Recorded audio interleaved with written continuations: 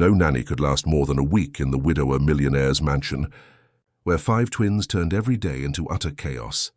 But everything changed when a simple young woman appeared, not with authority, but with a heart full of patience and imagination. While everyone expected another resignation, she achieved the impossible: laughter instead of screams, harmony instead of war. What no one knew was that her arrival would not only save a family, but also heal hearts that had already lost faith in love. The sun was beginning to set over the Kensington district in London when Bernard Montgomery watched the 12th nanny cross the main gate of his mansion with hurried steps, dragging a suitcase while tears streamed down her face. From his second-floor office, the entrepreneur put his hands to his head in despair.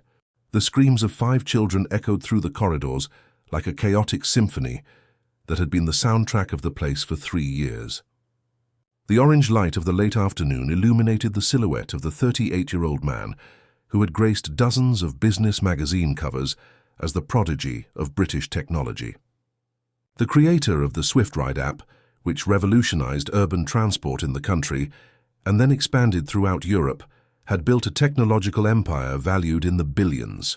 But all his business genius seemed useless in the face of the chaos that was his 5-year-old quintuplets.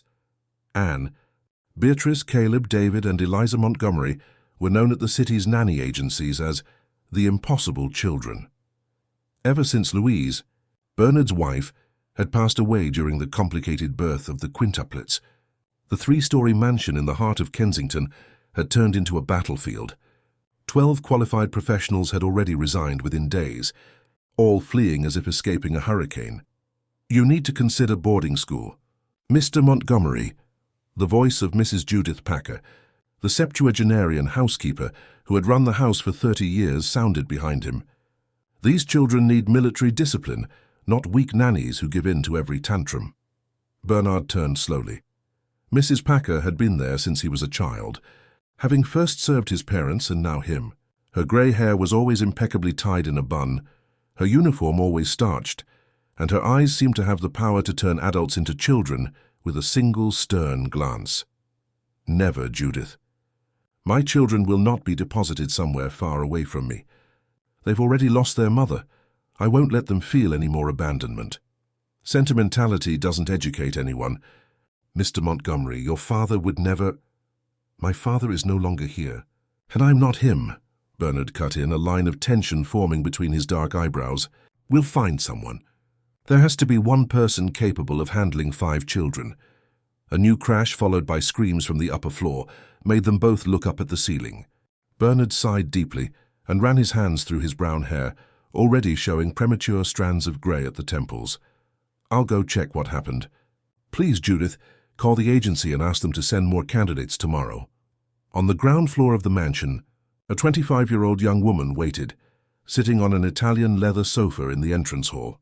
Martha Oliver carefully observed the details of the luxurious decor. The paintings by renowned artists, the vases that looked like valuable antiques, the marble floor that reflected the light from the crystal chandeliers, a world completely different from the small 2-room flat she shared with her parents in the Far East End of London. Dressed in a simple navy blue skirt and a white blouse, both carefully ironed, Martha held a folder with her documents firmly. She was there for a job interview as a housekeeper, one of the many roles she had performed in recent years. Born and raised on the outskirts of London, Martha had always dreamed of being a teacher. Her parents, humble workers, her father a bricklayer and her mother a daily cleaner, had saved penny by penny so she could study education. But when she was in her 2nd year of university, her father had a serious accident at a construction site, leaving him permanently unable to do heavy work. Overnight, Martha dropped out of her studies to become the family's main provider. At that moment, as she waited, a stern-looking middle-aged woman descended the mansion's main staircase. Her rigid posture and appraising gaze indicated she must be someone important in the house's hierarchy. "You must be the candidate for the housekeeper position," said Mrs. Packer, analyzing Martha from head to toe with a critical eye. "I am Judith Packer, housekeeper of this residence for 30 years. Come with me for the interview." Martha stood up quickly, smoothing her skirt.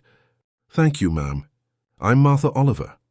As she followed the housekeeper through the mansion's corridors, Martha couldn't help but notice the childish screams echoing through the environment. As they passed a large living room, she saw a tall man trying to calm 5 children who were jumping on expensive sofas, throwing cushions, and crying simultaneously. The master's children, Mrs. Packer explained with an exasperated sigh. 5-year-old quintuplets. We've just lost another nanny. The 12th, to be precise. The housekeeper kept walking, but Martha paused for a moment, observing the scene. The 5 children, 3 girls and 2 boys, looked exhausted amidst their own turmoil, and the man, whom she assumed was the father, had deep dark circles under his eyes and an expression of someone who hadn't slept in days. What caught Martha's attention was not the screaming or the mess, but the children's eyes. Amid the chaos, there was something profoundly sad in those small faces contorted in a tantrum, a sadness she recognized, the sadness of someone desperately searching for something they can't name. Girl, let's go. Mrs. Packer's voice brought her back to reality. Mr. Montgomery has no time to waste on this mess. They proceeded to a small room at the back of the house, where the housekeeper began to list the duties, the salary, and the house rules. Martha listened attentively, making mental notes, but her thoughts remained with those 5 children and their desperate father.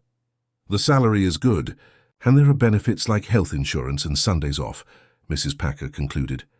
Any questions? Martha hesitated for a moment and then asked, the children, did they lose their mother? Mrs. Packer's expression hardened even more. The mistress passed away in childbirth, a tragedy no doubt. But that is not a matter for the housekeeper. Your job will be to clean, organize, and occasionally help in the kitchen. The children are Mr. Montgomery's problem and the nannies, when we can keep one for more than 3 days.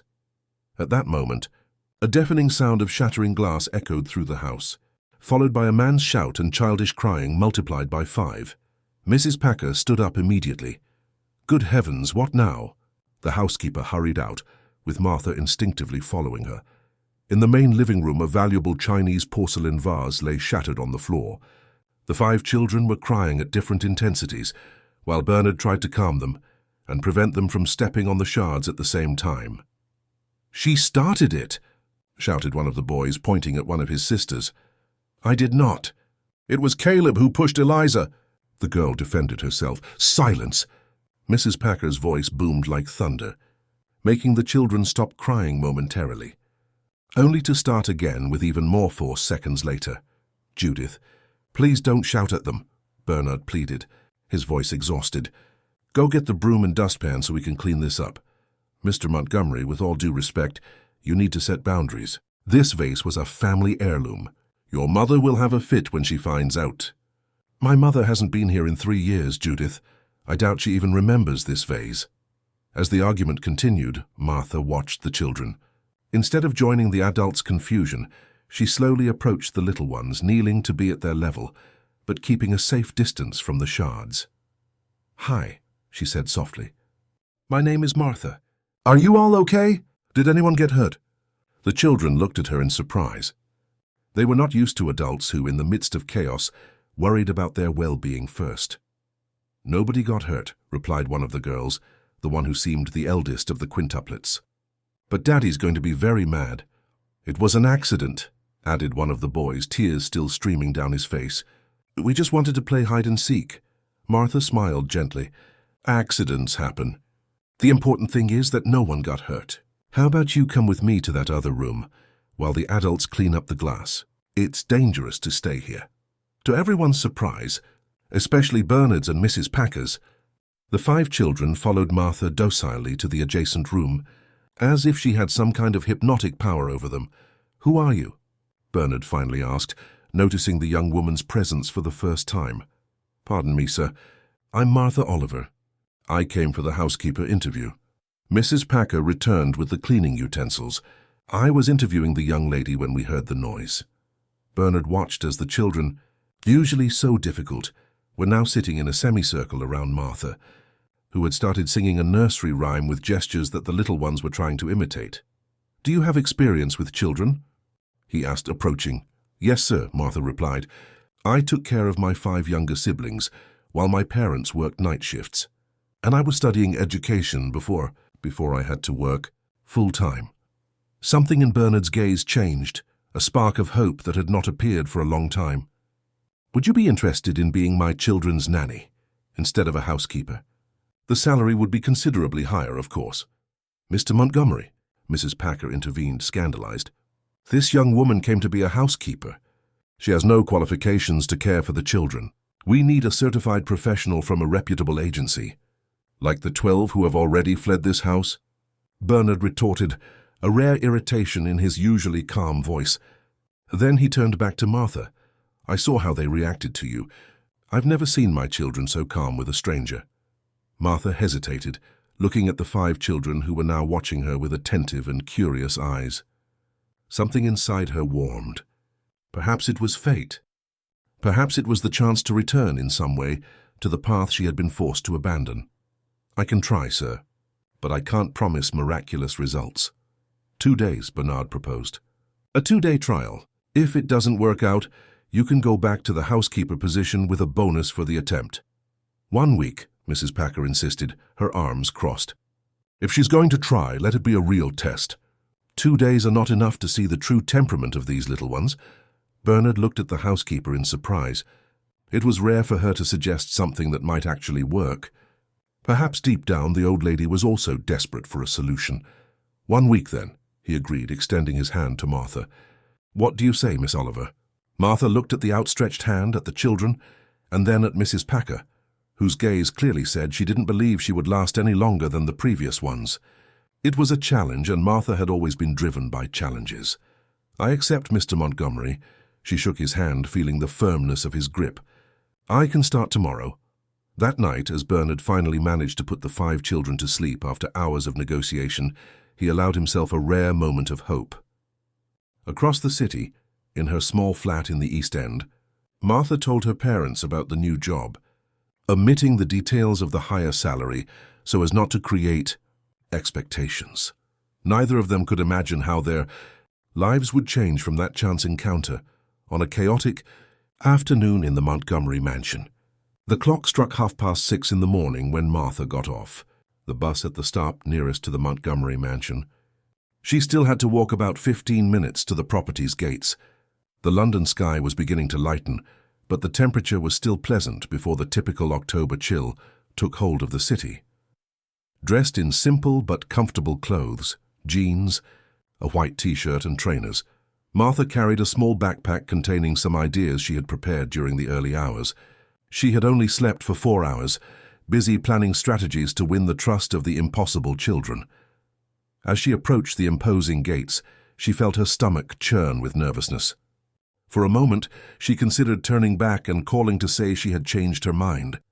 After all, what could she, an education student who hadn't even finished her degree, do with children who had defeated 12 qualified professionals?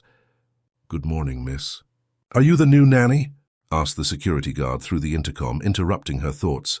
"Yes, I'm Martha Oliver." The gates opened automatically, and Martha took a deep breath before entering. The mansion seemed even more imposing in the morning light. Perfectly manicured gardens surrounded the property, with artistic topiary and flower beds that looked like they were straight out of a design magazine. At the main door, Mrs. Packer was already waiting for her, with her impeccable uniform and perfect bun, as if she had just left a hair salon at 6 in the morning. "Punctuality is the first virtue expected of an employee in this house," the housekeeper said by way of a good morning. "Come, I'll show you where you'll be staying and explain your routine."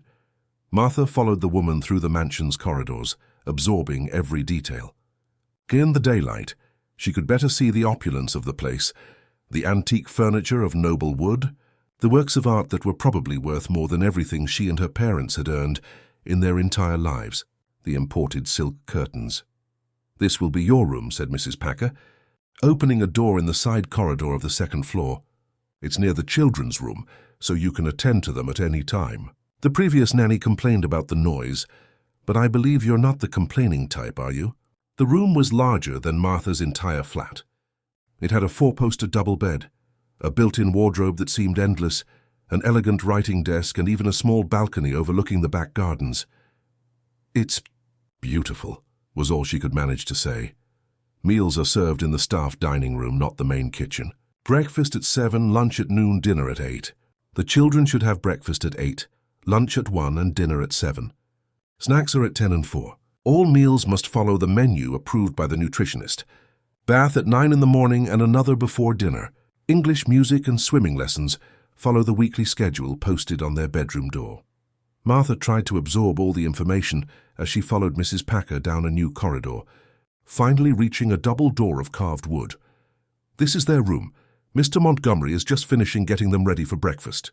The housekeeper hesitated, a rare thing in her confident demeanor. Keep in mind that our employer is a very busy man. He needs to get back to focusing on his business. He can't keep dedicating so much time to this.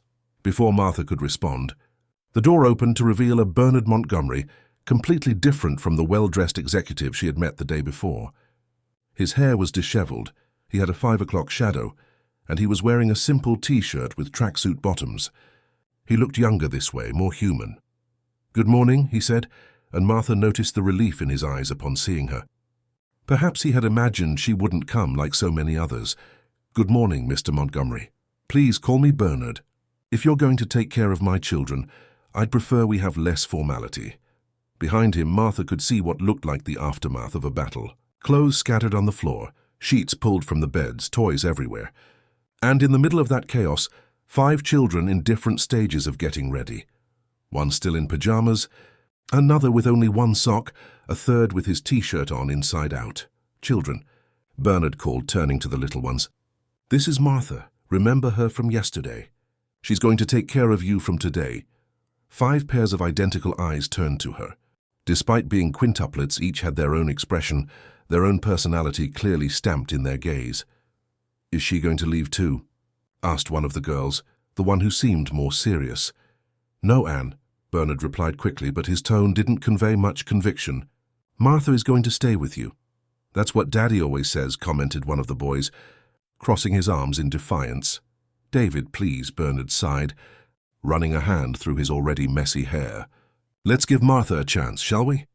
The children didn't answer, but their gazes were of pure skepticism, a strange and almost painful expression to see on such young faces. "I have a meeting at 9, Bernard said quietly to Martha. "Judith will help you with breakfast and explain the routine." "I've already explained the basic rules," the housekeeper informed, her tone making it clear she expected those rules to be followed to the letter. "Thank you," said Martha, and then turned to the children with a smile. "I'm very happy to officially meet all of you. Anne, Beatrice, Caleb, David, and Eliza, right?" The children's eyes widened slightly, surprised that she remembered their names correctly. It was a small detail, but a significant one. How many of the previous nannies had even bothered to tell them apart? "I think we forgot an important detail yesterday," Martha continued, kneeling to be at their level. "How old are you?" 5 years and 4 months, Anne replied promptly, as if she were the group's designated spokesperson. "Wow, you're already big. And I bet you must be hungry. How about we go down for breakfast? I have a fun idea to start the day." The children exchanged glances as if communicating silently. Finally, Anne took a step forward. "Okay, but Eliza hasn't finished getting dressed and Caleb doesn't want to put on his shoes." "No problem," Martha smiled. "Can we help them together?" Another moment of silent communication between the siblings, and then Beatrice, who seemed the most extroverted, approached Eliza, the smallest of them. "We'll help. I always help Eliza with the buttons." Martha noticed Bernard's look, a mixture of surprise and fragile hope. Mrs. Packer, on the other hand, maintained a skeptical expression, as if she had seen this scene many times and knew how it would end. 20 minutes later, to everyone's astonishment, especially Mrs. Packer's, the 5 children were coming down the stairs in single file, following Martha, who was humming a simple tune she had made up on the spot. They weren't impeccably dressed. David's hair was still a bit messy, and Caleb's T-shirt was still inside out, but they were dressed, shoed and relatively organized. "Impressive," commented Bernard, adjusting his tie as he watched the scene from his office door. "How did you manage it?" Martha smiled. "I turned it into a game. Whoever got ready first would be the leader of the breakfast train. I won," Anne announced proudly from the front of the line. "And you have a new song," added Beatrice, the second in line. "Sing it again, Martha."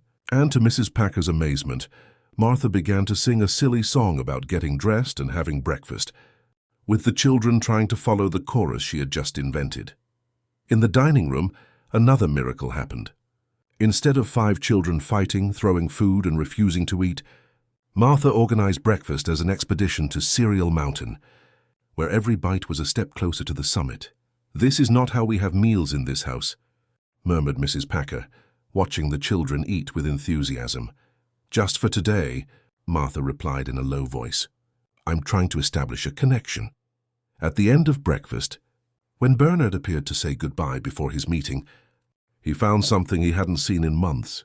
5 children sitting at the table, eating without major drama. "How was it?" he asked, not hiding his astonishment. "We're doing well, aren't we, kids?" Martha smiled. "I've already discovered that Anne is super organized. Beatrice loves stories. Caleb has a contagious laugh. David is as brave as an astronaut. And Eliza has the sweetest smile I've ever seen." Bernard blinked, visibly moved. In 3 years, no nanny had managed to see beyond the challenging behavior to perceive the individuality of each of his children. "I'll be back at 6, he said, leaning down to kiss each of the quintuplets on the forehead. "Behave for Martha, please." The children waved, their mouths full of cereal. They made no promises, a detail that did not go unnoticed by Martha. They were small but honest. As soon as Bernard left, Mrs. Packer approached with an austere expression. "Now that the fun is over, we have a schedule to follow. At 9 o'clock, English lesson with Miss Towers in the library.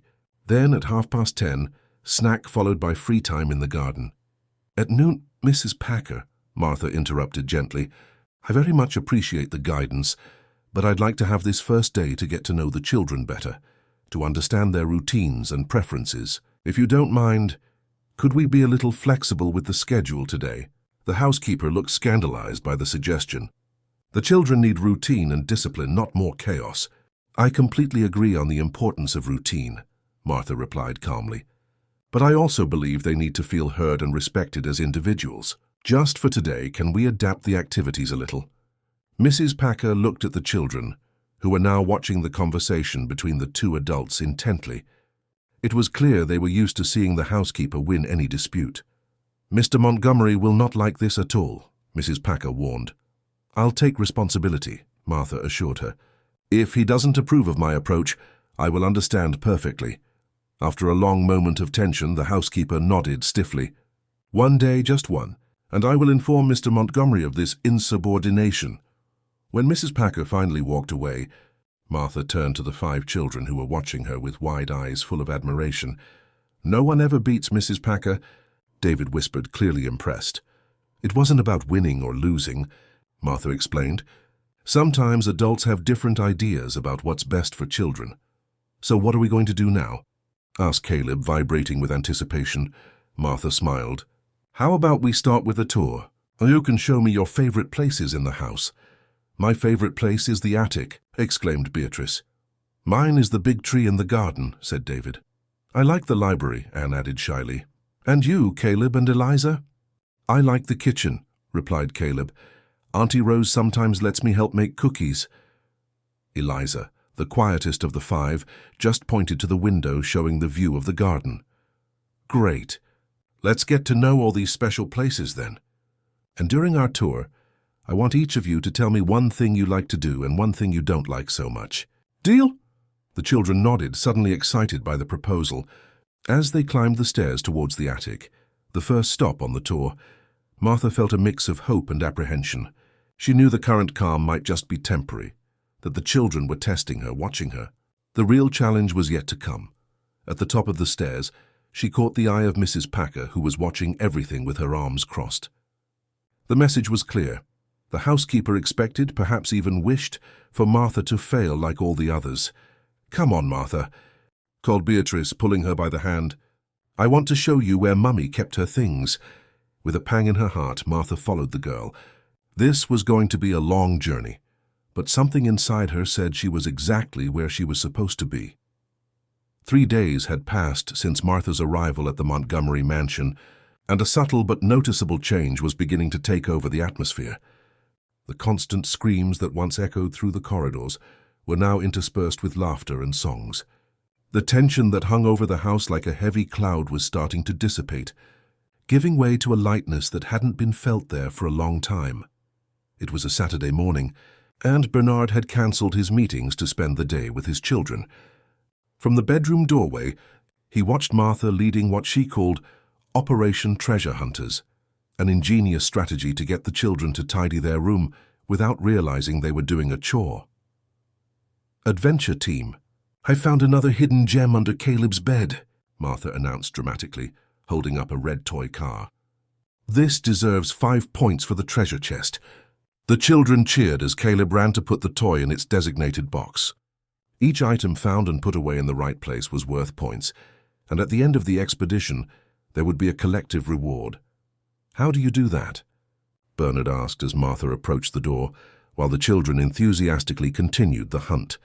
"Do what?" she asked, genuinely curious. "Turn a mess into fun. Before you arrived, tidying this room was an epic battle that usually ended with everyone crying, including me." Martha smiled, watching the children.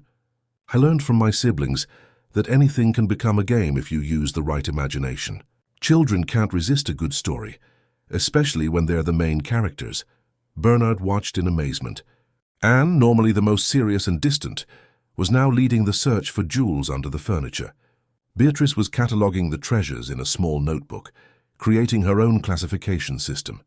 David had taken on the role of sentry against imaginary monsters that might steal the treasures. Caleb and Eliza worked as a pair, him reaching the high places while she organized the items by color on the shelves. "They are extraordinary children," Martha commented, noticing Bernard's emotional gaze. "Each with their own personality, their own talents. They just needed someone to see beyond the difficult behavior." 12 qualified nannies couldn't do what you've done in 3 days, Bernard shook his head, still in disbelief. "And you haven't even finished your education degree." "Maybe it's because I didn't try to apply textbook techniques or follow rigid methodologies," Martha reflected. "I just remembered what it was like to be 5 years old and desperately want to be heard." Bernard observed her for a moment, a new perception forming in his mind. "You said you took care of your siblings while your parents worked. How old were you?" "I was 8 when I started helping with the youngest. My mother worked as a cleaner in 2 houses, and my father took any construction job he could find. We managed." A shadow passed over Bernard's face. Martha's reality was so distant from his own privileged childhood, and yet, or perhaps because of it, she had developed skills and sensitivity that no money could buy. "Daddy, look what we found." David's voice interrupted his thoughts. The boy was running towards him, holding something in his small hands. It was a small music box, delicate and a little dusty. Bernard turned pale as he recognized it. Where did you find this?" he asked, his voice suddenly hoarse. "It was at the back of Eliza's wardrobe," David explained, not noticing the change in his father's expression. "Is it a real treasure?" Bernard took the box carefully, as if handling the most fragile crystal. His fingers trembled slightly as he opened it. A sweet melody filled the air, and a small ballerina began to spin slowly. "It was Mummy's," said Anne, approaching with the other siblings. I think I remember her singing with this music." A reverent silence fell over the room. Martha felt a lump in her throat as she saw the expression on Bernard's face, a mixture of deep pain and a love that transcended time. "Yes," he confirmed softly. "It was your mother's. She played it for you every night when you were still in her tummy. She said that way you would be born already knowing music." Eliza, the smallest and quietest of the 5, approached and gently touched her father's hand. "Play it again, Daddy." Bernard closed and reopened the box, and the soft melody filled the room again. The 5 children were completely silent, a remarkable feat for those known for not being able to stay quiet for more than 2 minutes. "I think this is the most valuable treasure we've found today," Martha said gently.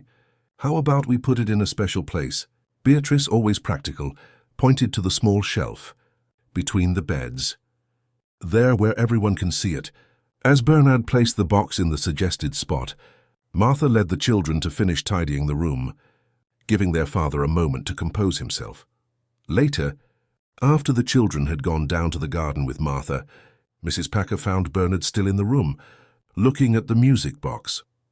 "I see they found the mistress's things," the housekeeper commented, with an expression softened by compassion. "I put them away after the incident. I thought one day the children should have them." "Thank you, Judith," Bernard replied sincerely.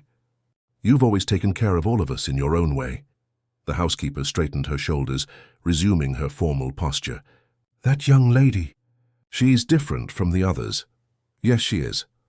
Not that I approve of all these unconventional methods," Judith added quickly, "but the children are better." Coming from Mrs. Packer, that was practically a declaration of surrender. Bernard hid a smile. "I'm going down to check on lunch," the housekeeper announced, turning to leave. At the door, she paused for a moment. "Mr. Montgomery, the mistress would be happy to see the children like this." Before he could respond, Mrs. Packer had already left, her firm steps echoing down the corridor. In the garden, Martha had organized an impromptu science lesson. Using simple materials she had found in the kitchen, bicarbonate of soda, vinegar, food coloring, she was creating colorful foam volcanoes to the delight of the quintuplets. "Now watch closely what happens when we mix these two ingredients," she explained, pouring the colored vinegar onto the mound of bicarbonate of soda. The explosion of blue foam was met with shouts of admiration. 5 enchanted faces watched the volcano erupt, their eyes wide with pure fascination. "Again, again," pleaded Caleb, clapping his hands. "Why does it do that?" asked Anne, always the most curious and analytical. "It's a chemical reaction," Martha explained. "The bicarb and the vinegar don't really like each other, so when they meet, they make all this foam trying to get away from each other. Like me and Anne when we fight," David observed with surprising insight for a 5-year-old. Martha laughed. "Something like that. Except you two eventually make up, don't you?" "The bicarb and the vinegar never can." Bernard, watching the scene from the balcony, couldn't help but smile. In just 3 days, Martha had won not only the children's trust, but also their genuine interest in the world around them. Lunch passed with a tranquility that no longer seemed so surprising. The children still talked loudly and occasionally argued amongst themselves, but the absolute chaos that used to turn meals into a battlefield was gone. "How was your morning with Martha?" Bernard asked as he helped Eliza cut her meat. "We did science experiments," Beatrice replied enthusiastically. "And we found Mummy's treasure," Anne added in a more solemn tone. "And Martha told stories about when she took care of her little brothers," Caleb completed. "She had 5 siblings just like us," David explained, as if it were the most incredible piece of information in the world. Bernard looked at Martha, who was smiling discreetly as she helped Eliza with her juice. "It sounds like you had a very busy morning," he commented, "and after lunch, we're going to learn how to make cookies with Auntie Rose," announced Caleb, the greediest of the 5. "Martha said we can make them in the shape of stars and moons." Mrs. Packer, who was supervising the table service, raised an eyebrow. "That is not on the schedule for today, Miss Martha." Before Martha could respond, Bernard intervened. "I think that's a great idea. I can even help myself after I finish a few work calls." The shock on the housekeeper's face was almost comical. In 3 decades working for the Montgomery family, she had never seen her employer, neither the current one nor the previous one, offer to participate in culinary activities with children. In the afternoon, the mansion's kitchen was transformed into a pastry studio. Bernard, who had swapped his suit for a casual t-shirt, now had flour in his hair and cookie dough on his hands. The children worked enthusiastically, each decorating their own cookies with colored icing. "Look, Daddy, I made a rocket," exclaimed David, showing off a cookie that looked more like a shapeless blob with blue and red icing. "Incredible, son," Bernard replied with genuine enthusiasm. "It's the most beautiful rocket I've ever seen." Martha watched the scene with a smile. Seeing the powerful entrepreneur Bernard Montgomery, a regular feature in business magazines, completely absorbed in the task of decorating cookies with his children, was a heartwarming sight. "You should make one too." "Martha," said Beatrice, offering her a heart-shaped cookie cutter. "I'd love to," she replied, sitting down among the children. The proximity to Bernard, who was right across the table from her, caused a strange flutter in her stomach that she tried to ignore. Over the past few days, she had noticed how attentive and kind he was, despite the enormous pressures he faced. The way his eyes lit up when he saw his children smile, the respect with which he treated all the house staff, the vulnerability he occasionally let show, all of this painted a very different picture from the arrogant millionaire she had initially imagined. "You're quiet," Bernard observed, interrupting her thoughts. "What are you thinking about?" Martha blushed slightly. "I was just reflecting on how things have changed in just a few days. The children are happier." "You changed everything," he said, lowering his voice so only she could hear. "I don't know how to thank you. You don't need to thank me. I'm just doing my job." "No, you're doing much more than that. You brought life back into this house. To be honest, I was starting to lose hope." Their eyes met for a moment, and Martha felt something inexplicable pass between them. It was interrupted by Eliza, who tugged on her sleeve. "Martha, look at mine." The little girl had decorated a cookie with yellow icing and chocolate chips. "It's the sun," she explained in her soft little voice, "to make the plants grow." "It's beautiful, Eliza," Martha smiled, hugging the girl. "You'll be a great gardener one day." The rest of the afternoon passed in a joyful atmosphere that seemed surreal in that mansion which had been shrouded in sadness for so long. When night came and the children went to bed, exhausted but happy, Bernard invited Martha for a cup of tea on the terrace. The air was pleasant, and the lights of London twinkled in the distance. Sitting side by side in comfortable wicker armchairs, they talked about the day, about the distinct personalities of each of the children, about small victories and future challenges. "How do you do it, Martha?" Bernard finally asked, looking at her with genuine curiosity. "Where does this magic with children come from?" She smiled, looking out at the illuminated city. "It's not magic. It's simply respect. Children are complete people, with feelings as complex as ours. They just don't have the tools to express everything they feel. And your siblings? You said you took care of them." "Yes, there are 6 of us in total. I'm the eldest. The others are 17, 15, 13, 11, and 9. It must have been difficult." "It was," she admitted. "But it was also beautiful in its own way. I learned a lot about patience, creativity, and how to turn challenges into opportunities." She paused. "I think that's why I fell in love with the idea of being a teacher. I wanted to do for others what I did for my siblings." Bernard nodded, understanding. "And why did you have to drop out of university?" Martha's expression grew more serious. "My father had an accident at a construction site. He fell from a scaffold. His spine was injured. He can't do heavy work anymore. My mother was already working 2 jobs, so it fell to me to help." "I'm so sorry," Bernard said sincerely. "That must have been a huge sacrifice for you." "Life sometimes takes us down unexpected paths," she replied with a slight shrug. "But I'm grateful for where I am now." There was a moment of comfortable silence between them. In the distance, the sound of the big city was just a murmur. The stars shone faintly in the London sky, competing with the artificial lights. "Martha," Bernard said finally, "I know we agreed on a 1-week trial, but I don't think we need to wait any longer. You are exactly what my children need.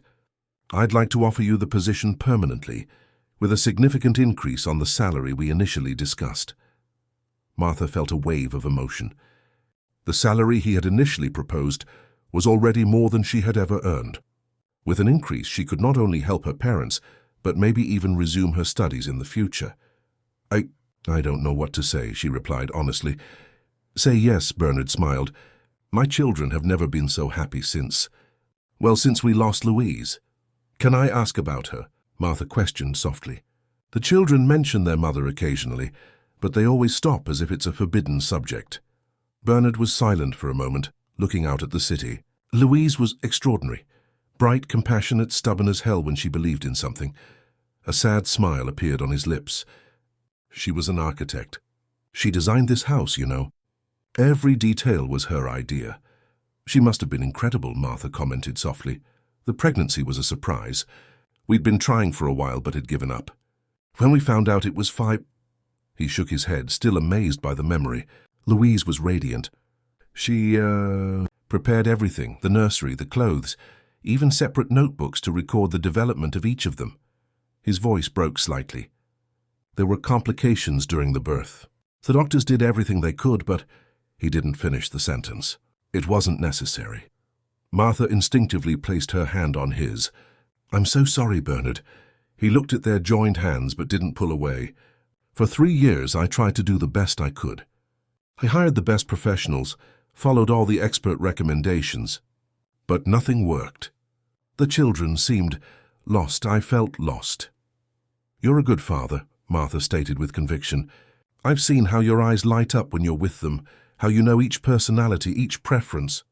"It wasn't enough," he admitted. "Until you arrived." Their eyes met again, and this time there was something more in them, a connection that transcended the relationship between employer and employee, between father and nanny. For a moment, they were just two people who had found something unexpected in each other. Martha was the first to look away, suddenly aware of their proximity, of his hand still under hers. She gently withdrew it, returning to a more professional posture. "I accept the permanent position," she said, returning to the original question. "Thank you for the trust." Bernard nodded, respecting her retreat. "Excellent. We'll prepare the contract on Monday." When they said goodnight in the corridor that led to their respective rooms, there was a new atmosphere between them, a silent acknowledgement that something had changed, although neither of them knew exactly what, or was ready to admit it. The next morning, Mrs. Packer watched Martha lead the children in a gardening session in the backyard. Each had been given a small pot and sunflower seeds to plant. "I never thought I'd see the day when those children would do anything without destroying everything around them," the housekeeper commented to Rose, the cook. "The young lady has a way with them," Rose replied, watching the scene with a smile. "And not just with them. Have you seen how much lighter the master has been these days?" Mrs. Packer shot a sharp look at the cook. "Don't start with that kind of talk, Rose. The girl is an employee, nothing more." "If you say so," Rose smiled, returning to the kitchen. The housekeeper remained at the window, watching. Martha was kneeling in the dirt, helping Eliza cover her seeds, while the other four competed to see who could make the best flower bed.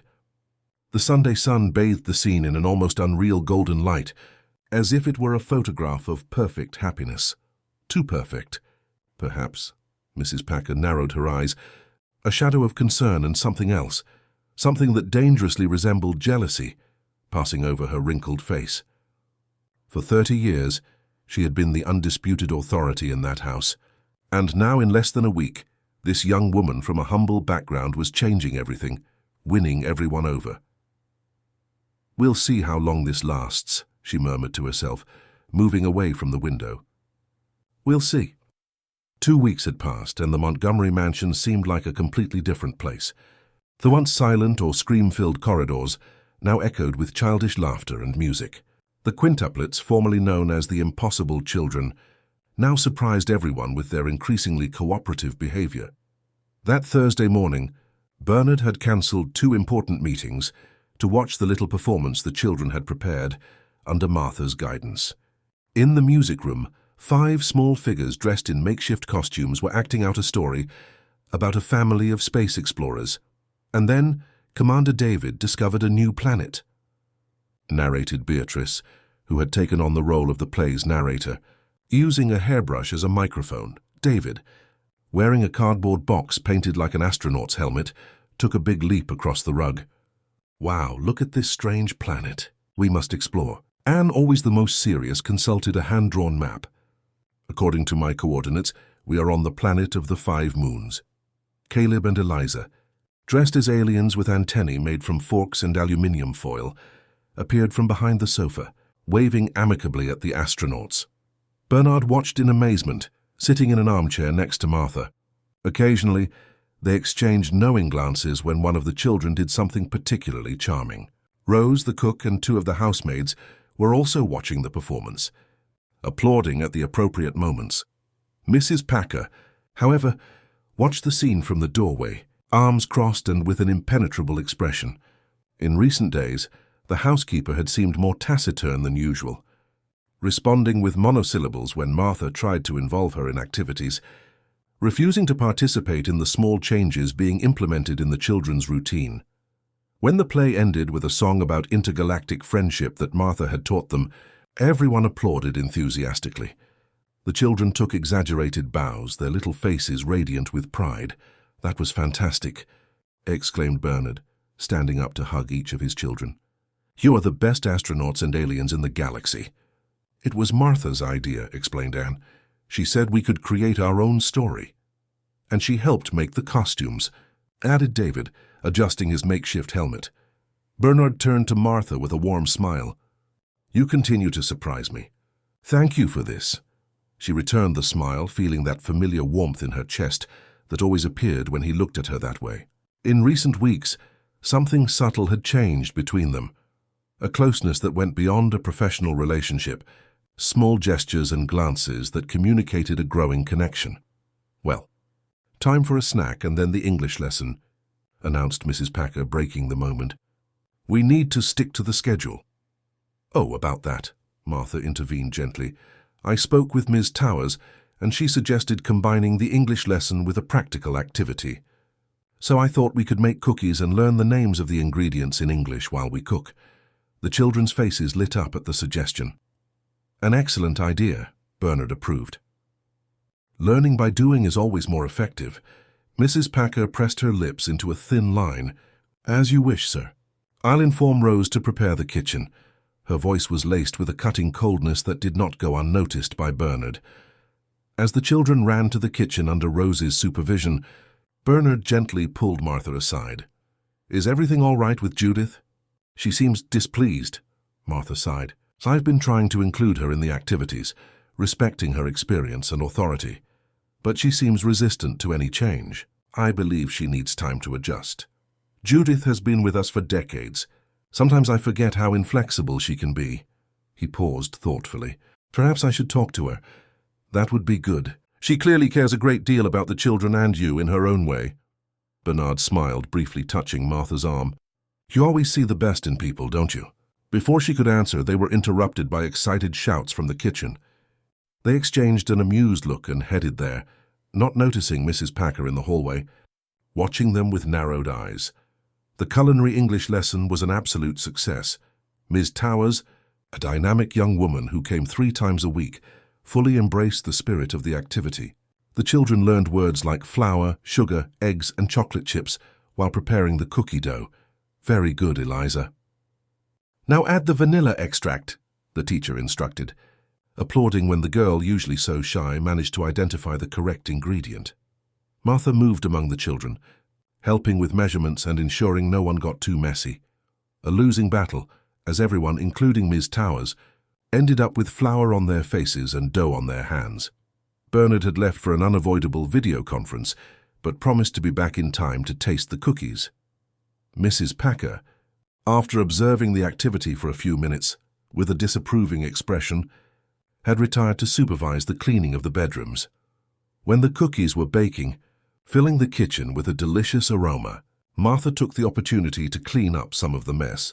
"You're a miracle, you know that," commented Rose, the middle-aged cook who had served the family for almost 10 years. "I've never seen these children so happy. And the master? He's even humming in the corridors." Martha smiled, feeling her cheeks warm. "I'm just doing my job, Rose." "Oh, you're doing much more than that, girl." The cook winked significantly. "Everyone in this house sees the way you two look at each other." "Rose, it's not like that at all," Martha protested, though her voice didn't sound very convincing even to herself. "We have a strictly professional relationship." "If you say so," Rose smiled, turning her attention back to the oven. "But if you'll allow me a piece of advice, be careful with Mrs. Packer. She's not happy with all this change at all." "I've noticed. I've been trying to include her, to show that I'm not trying to take her place." "It's not just that," Rose lowered her voice, looking around to make sure they were alone. "Judith has always been very protective of the master. She took care of him since he was a child, practically raised him after his parents separated. She considers herself practically family, you understand." Martha nodded, beginning to better understand the dynamic. "And now she feels I'm invading her territory." "Exactly. And it was already difficult with the mistress, Mrs. Louise.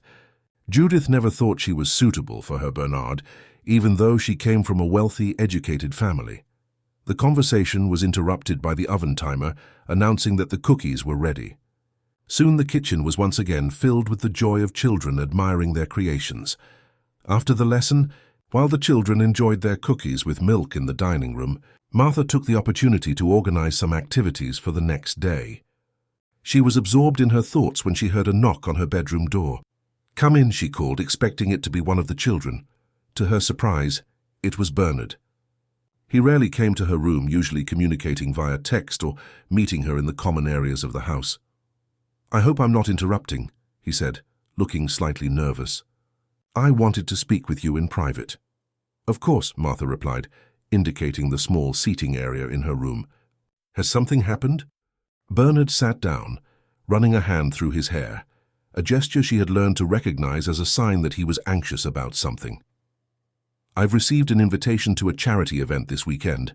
It's an annual gala organized by the Royal Arts Institute, of which my family has been a patron for generations." "It sounds important," Martha commented, not understanding where he was going with this. "Yes, it is. Quite socially relevant." He paused. "Normally Mrs. Packer stays with the children when I have these commitments, but I thought maybe you would like to accompany me." Martha blinked, certain she had misheard. "You want me to go to the gala with you?" "Yes," Bernard confirmed, a slight blush rising on his neck. "As my guest, but why?" The question slipped out before Martha could stop it. Bernard smiled, looking both vulnerable and determined. "Because I would like to spend a few hours with you outside of this house, without being interrupted by 5 little space explorers or business calls." Martha felt her heart race. It was clear this was not a professional invitation. "Bernard, I don't know if that would be appropriate. I'm your employee. It's more than that, and you know it." The intensity in his eyes was impossible to ignore. "Over the past few weeks, you've transformed not only my children's lives, but mine as well. When I'm with you, I feel something I haven't felt in a very long time. Hope, joy, possibility. I know it might seem rushed, but—" "Mr. Montgomery." Mrs. Packer's voice interrupted the moment, making them both jump. The housekeeper was standing at the door, which Bernard had left ajar. "Pardon the interruption, but your mother is on the phone. She says it's urgent." The look Mrs. Packer gave Martha contained a mixture of suspicion and disapproval that made her stomach sink. For how many seconds or minutes had the housekeeper been there listening to their conversation? "Thank you, Judith." "I'll take it now," Bernard replied, clearly annoyed by the interruption. He turned back to Martha. "Think about what I said. We can continue this conversation later." When he left, Mrs. Packer remained at the door for a moment, her piercing gaze fixed on Martha. "Be careful." "Girl," the housekeeper said, her voice low and sharp as a blade, "you're not the first young woman to mistake gratitude for something more." Before Martha could respond, Mrs. Packer had withdrawn, leaving her with a disturbing feeling that something had irreversibly changed. During dinner, the atmosphere was strange. Bernard seemed distant, responding distractedly to the children's animated stories. Martha noticed that he avoided looking directly at her, and she wondered if his mother had said something to upset his earlier mood.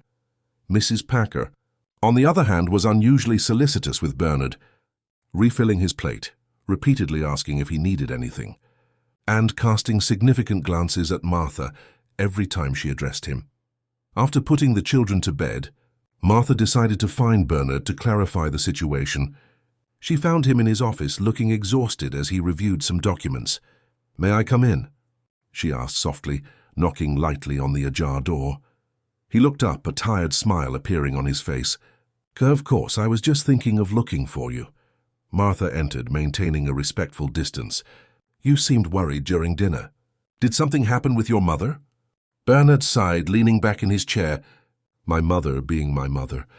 She heard from some informant, probably one of the house staff, that there was a new girl looking after the children, and that I seemed unduly close to her." "Oh." Martha felt her face burn. "I'm so sorry. Don't be. Regina Montgomery has very specific opinions about who her son should and should not associate with. Opinions I stopped considering a long time ago." He paused, but it did make me think. "Maybe you're right about the gala. It would be throwing you to the social lions without any warning." "Are they that terrible?" An ironic smile crossed his face. "Imagine business sharks mixed with professional gossips, all dressed in designer clothes and feigning charity, while assessing each other's net worth." "Yes, they're terrible." Martha couldn't help but laugh. "You're not a big fan of these functions, I see." "I detest them, but they're necessary to keep up appearances and contacts. And the Institute really does good work, despite the superficiality of some of its supporters." There was a moment of comfortable silence between them, the previous tension slowly dissipating. About the invitation, Martha began, feeling her heart race again. I would like to go with you, but I'm afraid of the complications it could bring. For the children, for your relationship with Mrs. Packer, for my position here. Bernard stood up, approaching her. I understand your concerns, and I promise to respect them. But I want you to know that what I feel for you is not fleeting or impulsive. I've been fighting it for weeks, trying to convince myself that it was inappropriate, that it was too soon after Louise. He paused, searching for the right words. But the truth is, you brought light back into our lives, Martha. Not just for the children, but for me too. And that's something too rare to simply ignore because of social conventions. Martha's heart was beating so fast, she feared he could hear it. No one had ever spoken to her that way, with such sincerity and vulnerability. I feel something for you too, she finally admitted. Something I've never felt before. But I'm scared, Bernard. Scared of what it would mean, of how it would affect my work with the children whom I adore. And I'm also scared that I don't belong in your world. He took another step towards her, now so close she could feel the warmth emanating from his body. My world is where my children and I are happy. And for the past few weeks that world has been by your side. Their gazes locked, and for a moment Martha felt she could get lost in those dark, sincere eyes. Bernard leaned in slowly, giving her all the time to pull back if she wanted to. But she didn't want to. Her heart, her mind, and her body all seemed to be in perfect agreement for the first time in a long time. The kiss was soft, gentle, almost reverent, as if Bernard feared she might disappear if he were too insistent. Martha felt herself float, a sensation of warmth spreading through her entire body. When they parted, they were both slightly breathless, like teenagers after their first kiss. I'll go to the gala with you, she whispered. Surprising herself with the sudden decision, Bernard's smile lit up his entire face. Are you sure? No, she laughed softly. But I want to try.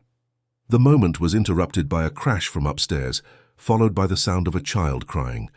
They both pulled away instinctively, years of parental conditioning making Bernard react immediately to the sound of a crying child.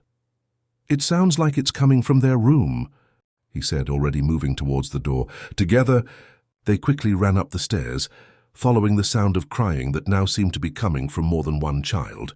When they reached the hallway, they found Mrs. Packer hurrying out of the Quintuplets' room. What happened? Bernard asked, alarmed. The housekeeper seemed genuinely disturbed. I'm not sure, sir. I heard a noise and came to check. It seems the toy shelf fell over. Little David was trying to reach something on the top shelf. Martha rushed into the room and found a scene of chaos.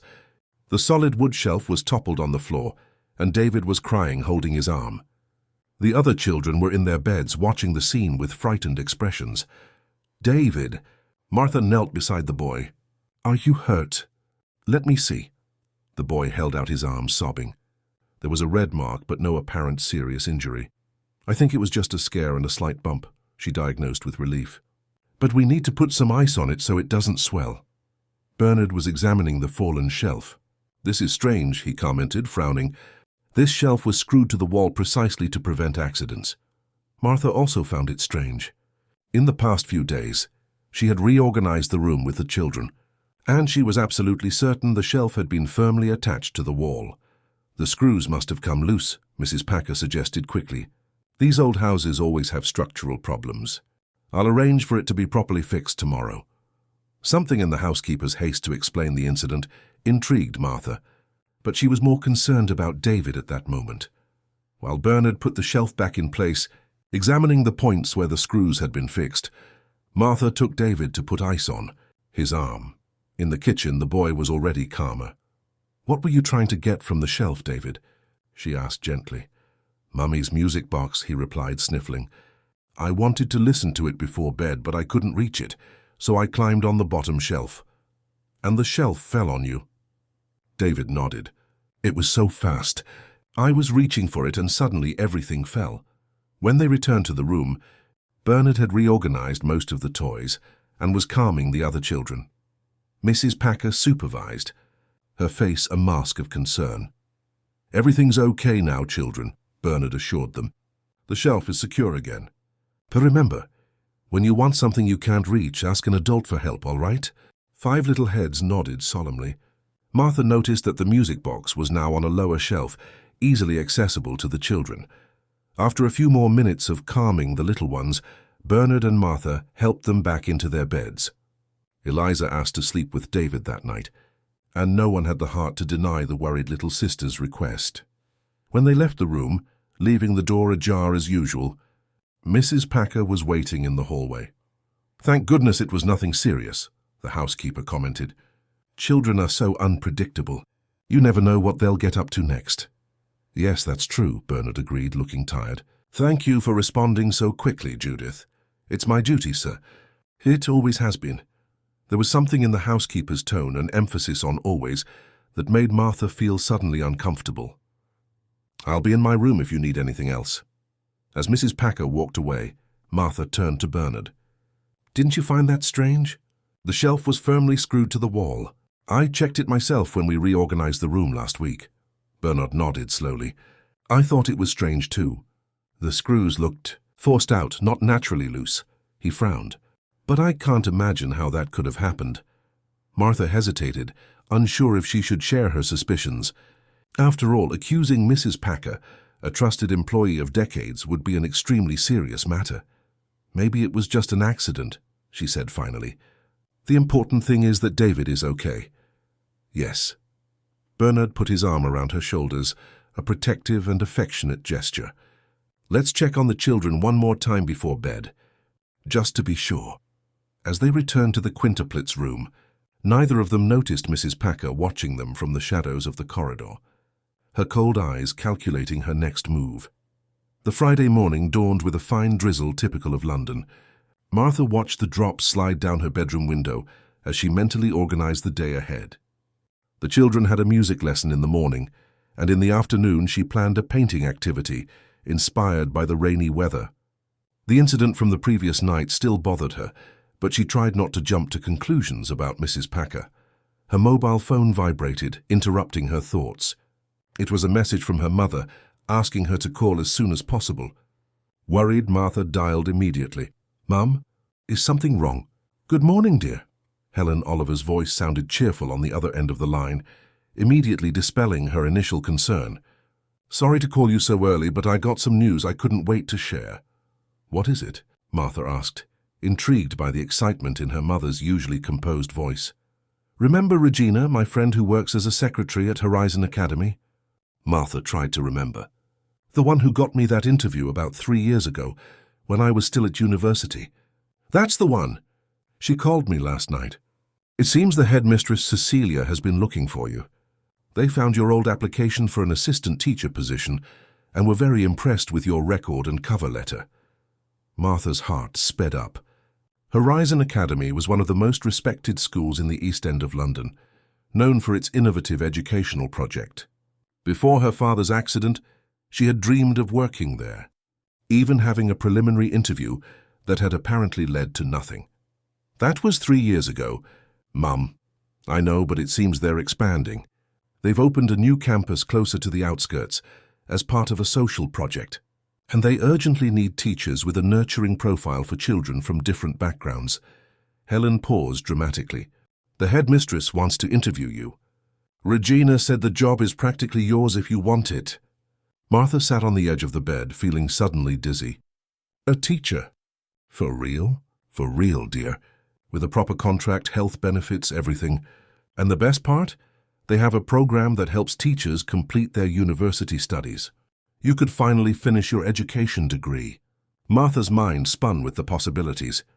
It was her dream since she was a teenager, to teach, to make a difference in the lives of children like her, who came from humble families and needed quality education to transform their realities. When would the interview be? "Monday at 10 in the morning. I've already confirmed for you. I hope you don't mind." Helen suddenly sounded unsure. "Did I do the wrong thing?" "I was just so excited." "No, it's fine, Mum," Martha reassured her, though she felt a tightness in her chest at the thought of how she would tell Bernard. "I'll find a way to go. How are things at your new job? Are those children still a handful?" Martha hesitated. She had told her parents about her job as a nanny, but had deliberately omitted details about her growing closeness to Bernard, or even how attached she had become to the Quintuplets. Everything's fine. The children are wonderful, actually. They just needed a little special attention. That's good, dear. But don't get too attached, you hear? Now you have this golden opportunity. You can finally achieve your dream. After hanging up, Martha remained sitting on the bed for several long minutes, processing the news. A part of her was thrilled with excitement. It was as if the universe was finally conspiring in her favor, opening the doors that had closed 3 years ago. But another part, a part that had been growing significantly in recent weeks, felt divided and confused. Soft knocks on the door interrupted her thoughts. "Martha, are you awake?" Beatrice's small voice came from the other side. Taking a deep breath to clear her confused thoughts, Martha opened the door with a smile. "Good morning, little one. Is everything okay? Can we have breakfast on the covered terrace today? To watch the rain up close. Daddy said it's okay if you agree." "Of course we can," Martha smiled, momentarily pushing her worries aside. "It'll be a different kind of adventure." Beatrice cheered, running back down the corridor to tell her siblings. Martha followed her, deciding she would think about the job offer later. For now, there were 5 children waiting for their breakfast with a view of the rain. On the covered terrace overlooking the gardens, a table had been set for breakfast. Bernard was already there, helping Eliza settle into her chair while the others chatted excitedly about how the rain made the plants grow. "Good morning," he smiled upon seeing her, his eyes conveying a warmth that made Martha's heart leap. The children insisted on this crazy idea of having breakfast while watching the rain. "It's a wonderful idea," she replied, sitting between Anne and David. "The rain has its own music, don't you think? We can try to identify the different sounds while we eat." Breakfast passed in a relaxed and cheerful atmosphere, with the children trying to imitate the sound of the drops on the leaves, on the tiles in the puddles forming in the garden. Bernard participated actively, suggesting they have a rain concert after the music lesson. Martha watched him interact with his children, noticing how he had changed in recent weeks. The always busy and overwhelmed entrepreneur now found time to participate in the children's small daily discoveries, to laugh and play as if nothing else in the world mattered. And in a way, maybe nothing else did. "I have an important meeting today, but I'll be back in time for dinner," Bernard said when they finished the meal. "Then we can finalize the details for the gala tomorrow." Martha nodded, feeling a flutter in her stomach as she remembered the event. After the incident with the shelf, they hadn't had time to continue their conversation about the gala. When Bernard leaned in to kiss her on the cheek as he left, a gesture that was becoming increasingly natural between them. Martha saw Mrs. Packer watching them from the terrace door, her face a mask of poorly disguised disapproval. The following hours were filled with the music lesson, where the teacher, Mr. Thaddeus, delighted the children with instruments that imitated the sounds of nature, including a rain stick that instantly became the Quintuplets' favorite. After lunch, while the children rested for half an hour, a compromise Martha had negotiated to replace the old nap time they so detested, she took the opportunity to call her mother and confirm the Monday interview. She would need to ask Bernard for a few hours off, but she was sure he would understand. What he wouldn't understand so easily was her possible departure to take another job. Just thinking about how she would break the news, Martha felt a lump in her throat. How would she explain to the children that she had to leave, after promising so many times that she would stay? The afternoon was dedicated to the painting activity. In the art room, the 5 children, dressed in protective aprons, created their interpretations of the rain on large sheets of paper. "Look, Martha, I made the rain washing the flowers," exclaimed Beatrice, showing her colorful painting where blue drops fell on a vibrant garden. "Mine is the rain at night," explained David, who had mainly used shades of dark blue and black, with small yellow dots. The drops are hitting the bedroom window. Anne, always more meticulous, was creating a detailed rainbow appearing after the storm. Caleb had opted for a more abstract approach, with splashes and splatters in different shades of blue. Eliza, the quietest, was carefully painting a girl jumping in puddles, a delicate smile on her concentrated face. "They're beautiful," praised Martha, genuinely impressed with each one's creativity. "How about we hang them in the living room when they're dry? That way we can remember this rainy day even when the sun comes back." The suggestion was met with general enthusiasm. As she helped the children clean the brushes and organize the materials, Martha wondered if she would still be there to see the paintings displayed next week. In the late afternoon, after the children's bath, Martha received a message from Bernard saying he would be a little late for dinner, but that he had a surprise for her. Intrigued, she led the preparations for the meal, helping Rose finalize the details. "I heard you're going to the gala with the master," the cook commented with a significant smile as she prepared the salad. Martha felt her cheeks warm. "News travels fast in this house. You have no idea," Rose laughed. "Mrs. Packer has been in a terrible mood since she found out. She spent the whole afternoon on the phone whispering. I bet she was talking to Mrs. Regina." "Bernard's mother?" Rose nodded, lowering her voice. "The two have always been very close. Mrs. Regina hasn't come to the mansion much since Mrs. Louise. You know, but she keeps Mrs. Packer as her eyes and ears here." The information made Martha apprehensive. If Mrs. Packer was conspiring with Bernard's mother against her presence in the house, her situation could be even more complicated than she imagined. Dinner was served at 7, as usual, but Bernard had not yet arrived. The children were restless, anxious for the surprise their father had mentioned. "Why is he taking so long?" asked David, pushing his food around his plate without much enthusiasm. "Sometimes Daddy's work takes more time," Martha explained patiently. "But he promised he would come, didn't he? And your father always keeps his promises." As if to confirm her words, they heard the sound of the main door opening, followed by hurried footsteps in the corridor. "Sorry for the delay." Bernard entered the dining room, carrying a large white box tied with a gold ribbon. He looked excited, like a child about to reveal an exciting secret. The Quintuplets immediately forgot their food, running to their father with shouts of excitement. "Calm down. Little monsters," he laughed, balancing the box while receiving 5 simultaneous hugs. "First finish your dinner, then we'll see the surprise." With the promise of the surprise after the meal, the children returned to the table and began to eat with renewed enthusiasm. Bernard sat in his usual place at the head of the table, casting a conspiratorial smile at Martha. "And how was your day?" he asked, helping himself to salad. "We made paintings of the rain," Beatrice informed him immediately. "And we learned about instruments that make water sounds in the music lesson," added Caleb. Mr. Thaddeus brought a giant rain stick, Anne explained seriously. "It's a traditional instrument of indigenous tribes in South America." Bernard listened to all the stories with genuine interest, asking questions and praising their discoveries of the day. Martha watched him interact with his children, amazed at the transformation. When she had arrived at the mansion, he could barely hold a conversation with the children without seeming overwhelmed or lost.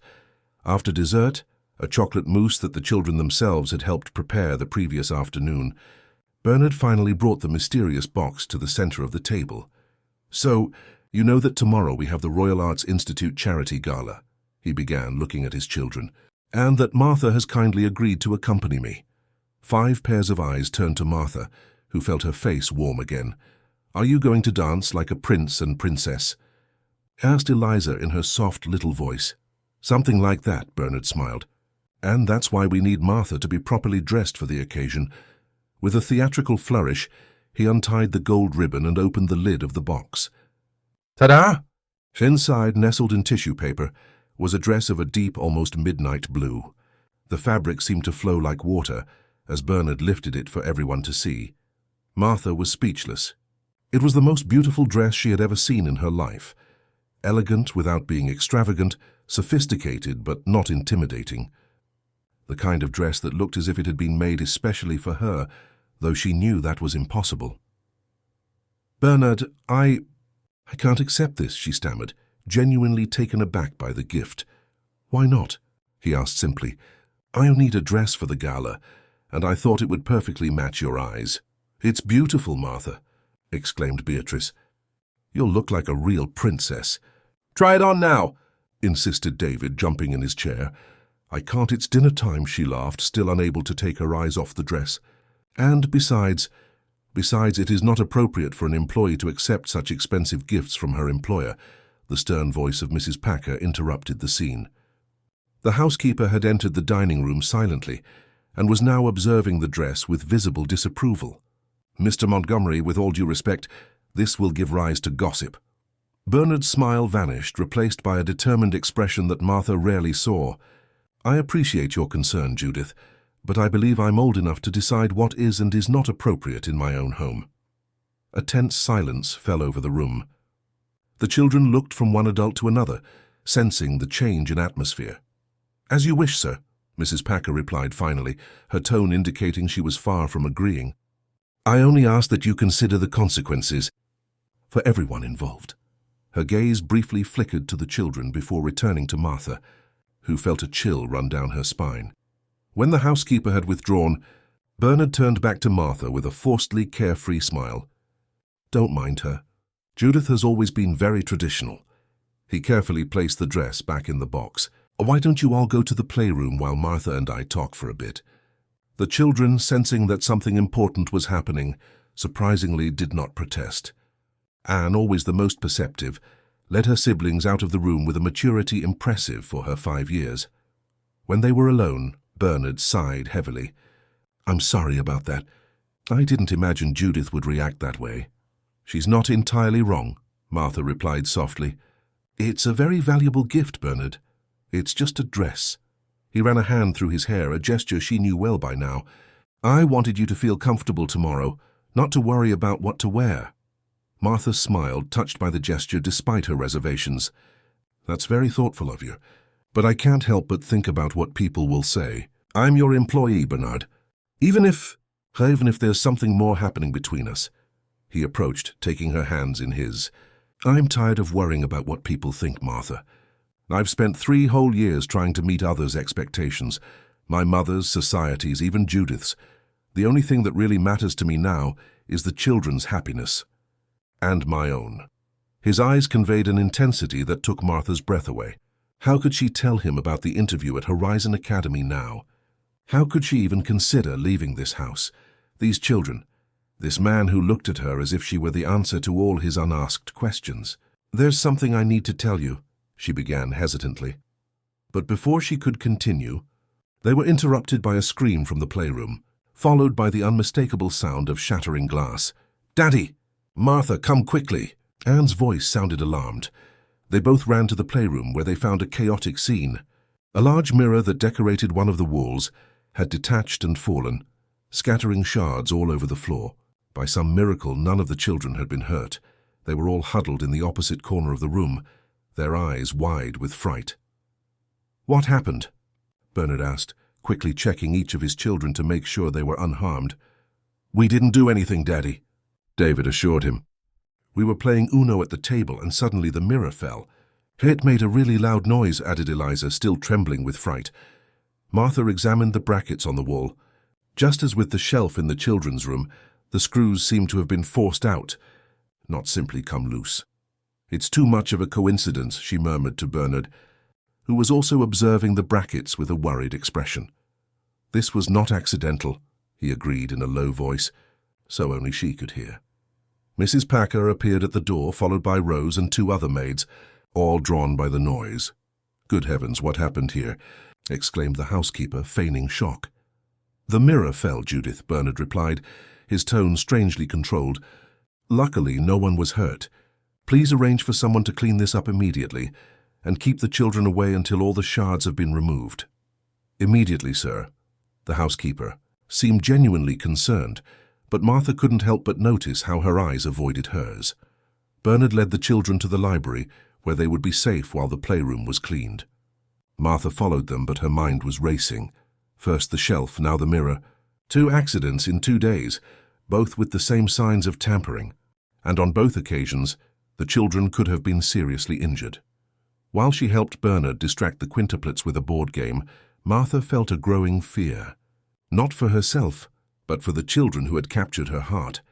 If her suspicions were correct, someone was deliberately creating dangerous situations, and that someone was probably Mrs. Packer, the person who was supposed to ensure the family's safety. Later, after the children were put to bed, Martha found Bernard in his office. He looked exhausted, with deep dark circles under his eyes as he examined something on his laptop. "You were right," he said as soon as she entered, turning the screen so she could see. They weren't accidents. On the screen, security camera footage clearly showed Mrs. Packer in the children's room the previous night, tampering with the screws of the shelf. And later that same afternoon, the housekeeper was doing the same with the mirror brackets in the playroom. "I can't believe it," Martha whispered, horrified. "Why would she do that? The children could have been seriously hurt." Bernard closed his eyes for a moment, as if trying to contain a physical pain. "Judith has worked for my family for over 30 years. She looked after me when I was a child, stood firm when my parents separated, supported me through all the difficult times." His voice faltered. "I never imagined she would be capable of something like this. What are we going to do?" Martha asked, feeling suddenly lost. "I'm going to confront her, of course, but not tonight. I need to process all this." He looked at Martha, his eyes reflecting a mixture of betrayal and determination. "In the meantime, we can't leave the children alone with her, not for a minute." Martha nodded, resolute. More than ever, she felt responsible for the Quintuplets, protective of their safety and well-being. The idea of leaving them to take the job at Horizon Academy now seemed completely absurd. But as Bernard closed the laptop and stood up to walk her to her room, she realized she had to tell him about the interview. It wouldn't be fair to keep it a secret, especially now that they were facing such a serious crisis together. "Bernard, there's something I need to tell you," she began, mustering her courage as they walked down the corridor. "I received a call early this morning. Horizon Academy, a school I've always dreamed of working at, found my old application and wants to interview me for a teaching position. The interview is on Monday." He stopped walking, turning to face her with an expression that was hard to read. "A teaching position," he repeated slowly. "Your dream." "It was my dream," she confirmed, feeling a lump in her throat, "before I met you and the children. And now," Martha hesitated, her thoughts in conflict. On one hand, the opportunity she had always wanted. On the other, the 5 children who had captured her heart and the man before her, whose eyes conveyed more than words ever could. "Now I don't know anymore," she admitted honestly. "Everything has changed in the last few weeks. I've changed." Bernard nodded slowly, processing the information. "You should go to the interview," he said finally, surprising her. "It's an important opportunity for you, and it would be wrong not to explore it. Even with everything that's happening, with Mrs. Packer and the accidents. Especially because of it," he replied firmly. "I don't want you to make a decision based on a temporary crisis. I want you to choose with your heart, knowing all your options." His consideration touched her deeply. Many men in his position would try to manipulate her into staying, would use the situation with Mrs. Packer as an argument. But not Bernard. Even facing betrayal from a trusted person, he still thought about what was best for her. "Thank you," she said simply, too emotional to elaborate. When they reached her bedroom door, Bernard kissed her softly. "Whatever your decision, we'll be here to support you. Me and the children." That night, lying in her bed, Martha stared at the ceiling as the rain continued to fall outside. Her heart was torn between the professional dream she had always cherished and the unexpected reality she had found in the Montgomery mansion. Across the hall, in his own room, Bernard lay awake, watching the security camera footage over and over, trying to understand how someone he had trusted his entire life could betray his confidence so profoundly. And a few rooms away, Mrs. Packer was not sleeping either. Sitting on the edge of her bed, the elderly woman held the phone, waiting for the call to be answered. "Regina, it's me," she said finally when the call connected. "Yes, things are getting out of control here. The girl has completely bewitched your son, and now he's invited her to the gala." She paused, listening to the indignant response from the other end. "Yes, we need to act fast. Tomorrow night will be our chance. Do you still have influence over Cecilia Pratt from Horizon Academy?" "Excellent. We'll need her too." As she hung up, the housekeeper looked at an old photograph on her bedside table, an image of Bernard as a child, smiling alongside his parents and herself, all looking happy and united. A perfect family before everything fell apart. "It's for your own good, my boy," she murmured to the photo. "You'll understand someday." Saturday afternoon was a whirlwind of activity at the Montgomery mansion. After the incident with the broken mirror, Bernard had discreetly reassigned Mrs. Packer to administrative tasks, keeping her away from the children without a direct confrontation. That would come after the gala, when emotions were more controlled and future plans more defined. In the Quintuplets room, a small crowd had gathered. Martha, sitting on the edge of one of the beds, had Eliza on her lap while Rose, the cook, tried to tame the little girl's rebellious hair. "I want a hairstyle just like Martha's for the gala," Eliza insisted in her soft but determined voice. "But Martha's hair isn't done yet." "Dear," Rose explained patiently, parting the girl's brown hair into sections. "Then let's do it together," exclaimed Beatrice, who was bouncing around, already dressed in a little blue dress that, according to her, matched the princess dress Martha would be wearing. Anne, always the most organized, had separated all the ribbons and clips into small boxes, creating a color-coded system. Caleb and David were more interested in the bow tie their father would wear, trying to make paper versions for themselves. "Where's Daddy?" asked Anne, checking the clock on the wall with a comical seriousness for a 5-year-old. "He should be getting ready." "The gala starts at 8. Your father had to take care of some work matters," Martha replied, choosing her words carefully. In truth, Bernard was reviewing the mansion's security with the team hired specifically to stay with the children during their absence. But he promised to be ready on time. "Are you nervous?" asked Beatrice, always perceptive, watching Martha's face intently. "A little bit," she admitted, smiling. "I've never been to such an elegant ball before." "You don't need to be nervous," David consoled her, approaching with his lopsided paper bow tie. "Daddy said you're the prettiest lady he's met since Mummy."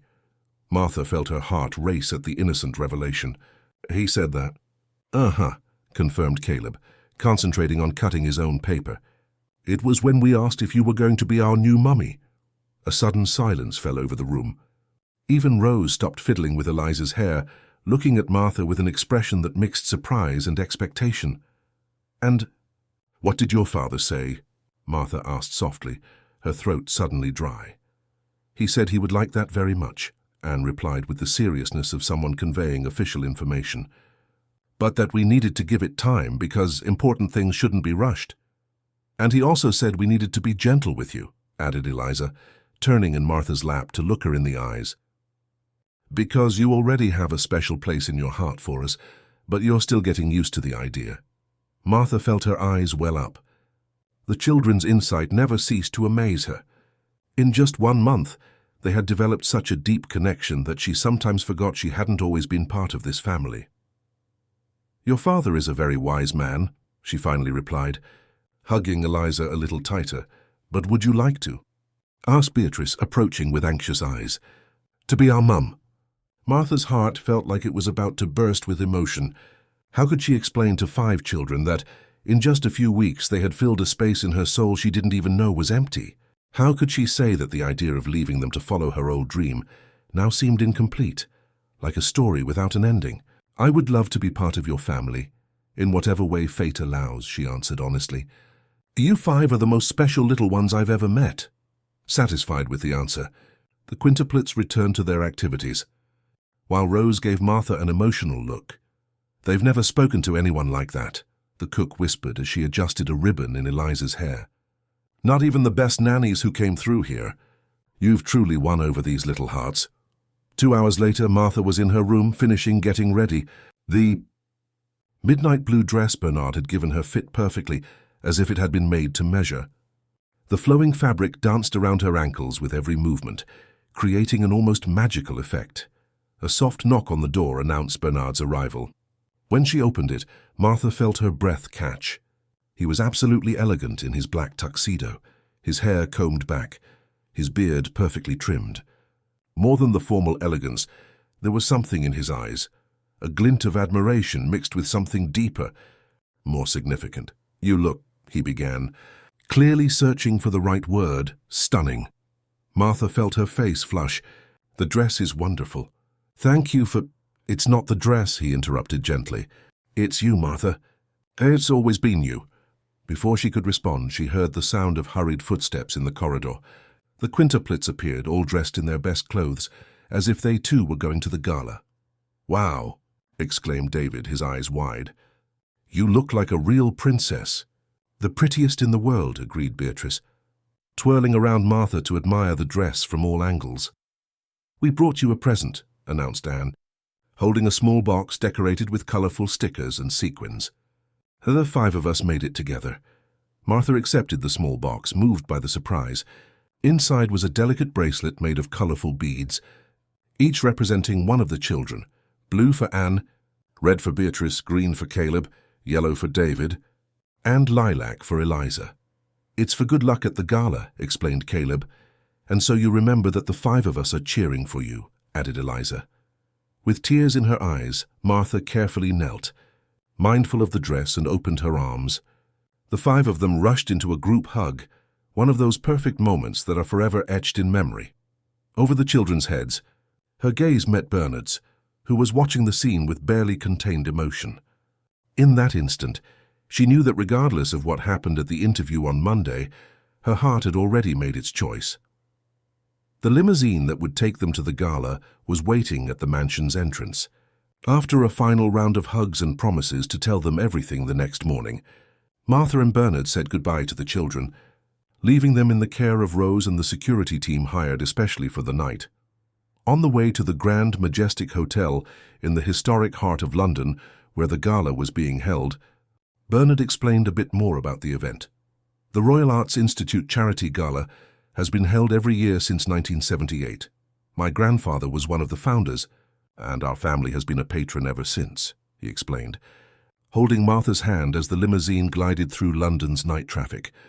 It's a traditional event, attended by the old guard of London society and the new money looking to make connections. "It sounds intimidating," Martha admitted, feeling a flutter in her stomach. "It's just a bunch of bored people pretending to care about art while showing off expensive jewelry and gossiping about each other," Bernard smiled reassuringly. "But the Institute does important work, bringing arts education to underprivileged communities. That's why I continue to support it, despite detesting these social events." When they arrived at the historic building, decorated with elegant lights and a red carpet, Martha felt her nervousness increase. Dozens of people in formal attire were entering the Art Deco lobby, many being photographed by a small local press team. "Take a deep breath," Bernard whispered, offering her his arm. "You look beautiful, and you're infinitely more interesting than anyone in this place." With a grateful smile, Martha took his arm, and together they ascended the steps leading to the main hall. The interior of the historic building had been transformed into a fairy tale setting. Crystal chandeliers illuminated the vast ballroom, where elegantly decorated tables surrounded a marble dance floor. A small orchestra played classical music in a corner, creating a refined atmosphere. As soon as they entered, Martha felt dozens of eyes turn to them. Bernard Montgomery was clearly a well-known figure in that circle, and his presence with an unknown companion caused an immediate stir. "Bernard! What a pleasant surprise to see you at these events again." An elegant middle-aged woman approached, air-kissing near Bernard's cheeks. Her eyes scanned Martha from head to toe, barely hiding her curiosity. "And who is your charming companion?" "Vivian, this is Martha Oliver," Bernard introduced with a polite but distant smile. "Martha Vivian Ashcroft, chair of the gala's organizing committee." "Charmed," said Vivian, extending a hand laden with rings. "And what do you do, my dear? Are you in the tech industry like our Bernard?" Before Martha could answer, another voice interjected, a voice that made Bernard instantly straighten his posture. "She is my grandchildren's nanny, Vivian, a member of the household staff." Regina Montgomery, a tall and imposing woman in her 60s, approached with the elegance of a queen. Dressed in a black formal gown with emerald jewelry, she exuded authority and coldness in equal measure. "Mother," Bernard greeted, his voice losing its earlier warmth. "I didn't know you were coming." "Clearly," Regina replied, her eyes fixed on Martha with poorly disguised hostility. "When Judith told me you were bringing your employee to the gala, I thought it prudent to attend. We have a reputation to uphold, after all." Vivian Ashcroft suddenly looked uncomfortable. "Well, I'll leave you to your family chat." "It was a pleasure, Martha." With a tense smile, she quickly moved away. Martha felt her stomach sink. This was exactly the kind of situation she had feared. Being publicly humiliated, exposed as an intruder in a world where she didn't belong. "Martha is not just an employee." "Mother, and you know it," Bernard replied, his voice low but firm. "She has transformed the lives of your grandchildren, whom you, by the way, barely visit." Regina raised her perfectly shaped eyebrows. I see Judith was right. This girl has truly bewitched you. First, she gets the savages under control. Then she wins over the master. An old strategy, but an effective one. Excuse me, Martha intervened, finding courage she didn't know she had. I didn't come here to cause any embarrassment. Perhaps it would be best if I left. No, Bernard held her hand firmly. You are my guest, and this is where you belong. Regina gave a cold smile. Interesting. Judith also mentioned you received a job offer as a teacher. An opportunity to fulfill your dream, isn't it? What an extraordinary coincidence that Horizon Academy found your old application just now. Martha felt a chill. How did Regina know about the interview? And why did she use that insinuating tone when mentioning the coincidence? What are you talking about, Mother? Bernard asked, clearly confused. Just discussing career opportunities, Regina replied vaguely. Now, if you'll excuse me, I must greet the Almeidas. Oh, Bernard, Cecilia Pratt is here tonight. You know, the headmistress of Horizon Academy. Perhaps your companion would like to meet her. With a final icy glare at Martha, Regina moved away elegantly, leaving a trail of expensive perfume and tension in the air. I'm so sorry about that, Bernard said as soon as his mother was out of earshot. Regina has always been difficult. It's not your fault, Martha replied, trying to process what had just happened. But I think she knows about my interview on Monday. In fact, from her tone, I'm starting to suspect she might have had something to do with this sudden offer. Bernard frowned. That would be extremely manipulative, even for my mother. Why would she do that? To get me away from you and the children, Martha answered, the pieces falling into place in her mind. Think about it. Mrs. Packer starts creating dangerous situations to scare the children, while your mother arranges an irresistible job offer to get me out of the mansion. It's a rather elaborate plan. Understanding dawned on Bernard's face, followed by a restrained anger. That makes sense. Regina has always had connections with educational institutions. She's been on the board of several private schools, and Judith has always been loyal to her above all else. Martha felt a wave of disappointment. The opportunity that had seemed so miraculous was now revealed to be just a ploy to manipulate her life. Her dream of being a teacher was being used as a weapon against her. Let's get out of here, Bernard suggested, noticing her expression. It was a mistake to bring you to this den of snakes. No, Martha replied, finding a new determination. If your mother and Mrs. Packer are conspiring to separate us, I'm not going to make their job easy by running away. I'm here as your guest, and that's where I'll stay.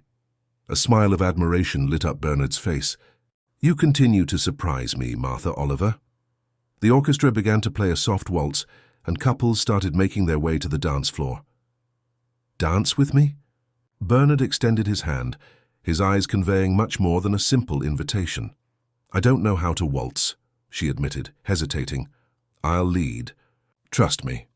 In the center of the marble floor, under the glow of the crystal chandeliers, Bernard led Martha in smooth movements, guiding her with confidence as the curious gazes of hundreds of people followed them. She felt like Cinderella at the ball, except her prince was not a stranger, but a man who knew her humble origins and valued them, who saw beyond appearances to see who she truly was. Everyone is watching us, she whispered, noticing the stares and whispers around them. Let them watch, Bernard replied, spinning her elegantly. They're witnessing something most of them have never experienced. Two people who found each other, not for social convenience or financial gain, but through a genuine connection. The words touched Martha deeply. It was true. In just 1 month they had developed something more significant than many relationships of years. A mutual understanding, a genuine respect, a natural partnership that had arisen from the most unlikely circumstances. As they danced, Martha saw Regina Montgomery watching them from a corner, her face a mask of disapproval. Beside her, a middle-aged woman whom Martha assumed was Cecilia Pratt, the headmistress of Horizon Academy, was talking animatedly, occasionally glancing in their direction. Your mother and the headmistress seem to be plotting something, Martha commented discreetly. They're probably finalizing the details of the plan to get you away from us, Bernard replied, leading her away from the two women's line of sight. But there's something they haven't taken into account. What's that? That you are not a pawn in their game. You have your own choices to make. The music reached its final crescendo, and Bernard took the moment to execute an elaborate spin that left Martha breathless. As the orchestra played the final notes, he brought her back into his arms, their faces close, their hearts beating in unison. The hall erupted in polite applause for the orchestra, breaking the intimate moment. Bernard led Martha off the dance floor, towards the balcony that offered a spectacular view of the illuminated city.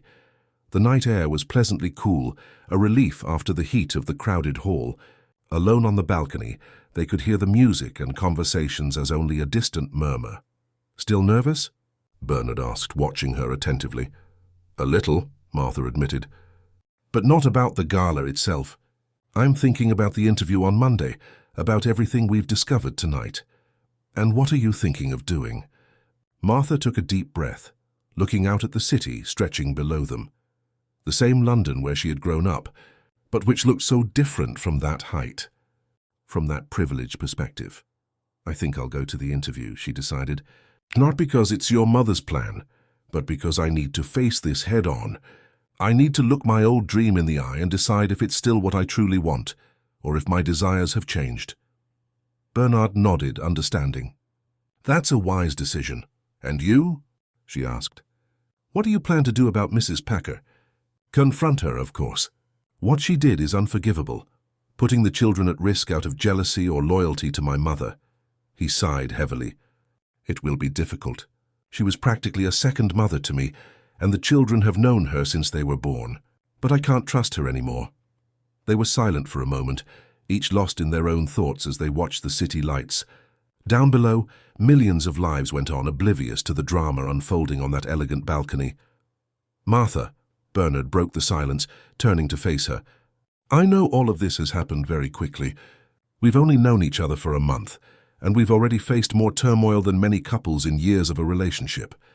Maybe what I'm about to say is crazy, but—" He hesitated, and Martha felt her heart race, anticipating what was to come. "But I can no longer ignore what I feel for you," he continued, taking her hands in his. "You've transformed not only my children's lives, but mine as well. You brought light, joy, and purpose back into our home. You made me believe again that happiness is possible even after loss." "Bernard, please let me finish," he requested gently. "I know you have your own life, your dreams, your ambitions, and I promise to support you in whatever path you choose. But I want you to know that if your heart allows it, there is a place for you in our family, not as a nanny or an employee, but as a partner, a companion, a wife." The world seemed to stop around Martha. She stared at Bernard, searching his eyes for any sign of doubt or hesitation, but found only certainty and genuine love. "Are you asking me to marry you?" she asked, her voice almost a whisper. In response, Bernard knelt before her right there on the balcony of the Grand Majestic Hotel under the starry London sky. From his pocket, he took out a small velvet box which he opened to reveal a ring with a single blue sapphire, elegant and not ostentatious, perfectly suiting Martha's style. "Martha Oliver, would you do me the honor of becoming my wife? Of officially becoming part of our family, of being not just a mother figure to my children, but a partner to me in every sense." Tears streamed freely down Martha's face. In her 25 years of life, she had never imagined a moment like this, a marriage proposal at an elegant ball, from a man who represented everything she never thought she would have. "People will talk," she said, thinking aloud. "They'll say I'm a gold digger, that I planned all of this." "Let them talk," Bernard replied firmly. "We know the truth, and our children know the truth."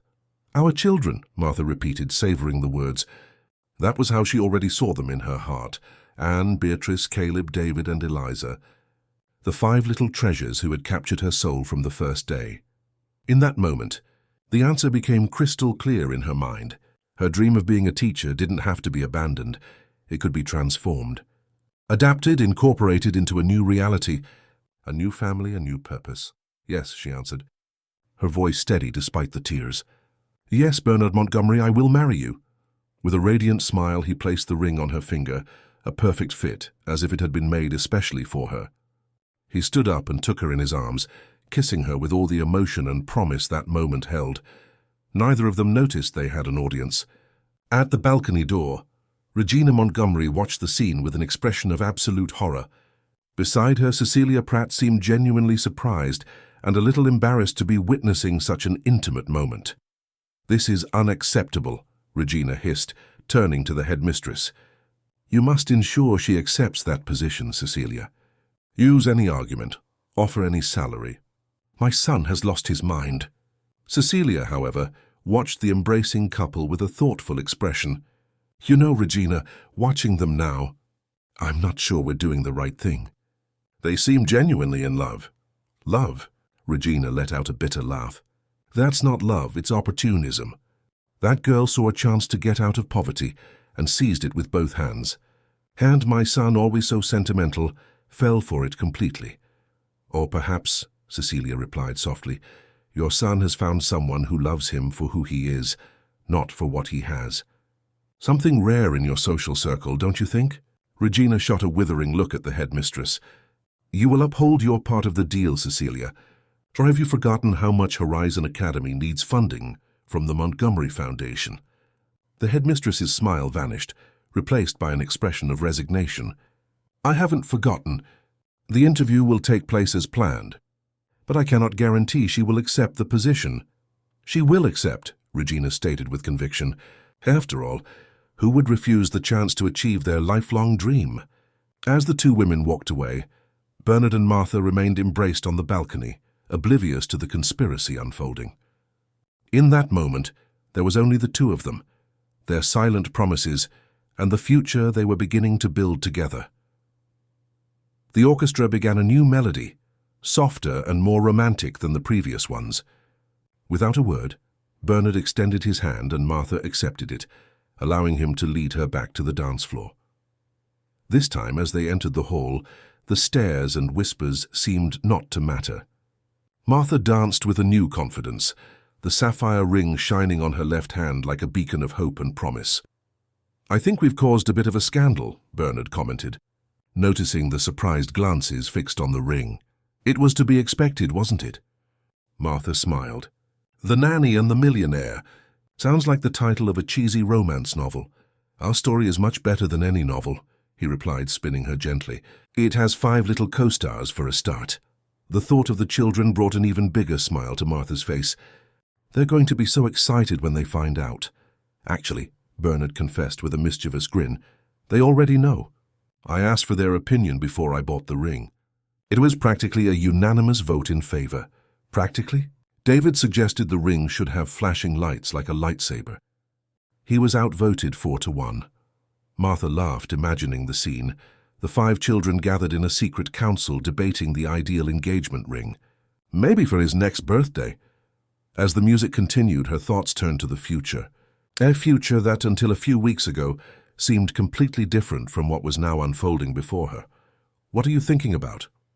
Bernard asked, noticing her distant gaze. "About how unpredictable life is," she answered honestly. "A month ago, I was looking for a job as a housekeeper, trying to help my parents pay the bills, believing my dream of being a teacher was permanently out of reach. And now? Now I'm engaged to a wonderful man, about to become a mother to 5 incredible children, and I can still achieve my dream in a different way." Bernard looked at her, intrigued. "What do you mean?" "I have an idea," Martha explained, her eyes shining with growing excitement. "What if we used some of your influence and resources to create something new? A different kind of school, accessible to children from all backgrounds, where I could implement innovative teaching methods." "An educational project," Bernard completed, immediately grasping the concept. "Combining your passion for teaching with my business experience." "Exactly. We could offer full scholarships to underprivileged children, create a curriculum that values individual differences, train teachers with new methodologies." Martha paused, suddenly aware of her enthusiasm. "Sorry, I'm rambling. It's just a crazy idea." "It's a brilliant idea," Bernard corrected, spinning her with renewed enthusiasm. "In fact, I've already thought about diversifying my investments into the education sector. This would be perfect, a project that combines your talents with my business expertise." "Really?" Martha could hardly believe he had received her idea with such enthusiasm. "Absolutely. We can start planning as soon as we get home." He paused, his eyes meeting hers with absolute sincerity. "That's one of the reasons I fell in love with you, you know." Your ability to dream big, to see possibilities where others see limitations. The music came to an end, and the orchestra announced a short interval. The guests began to move towards the tables, where dinner would be served.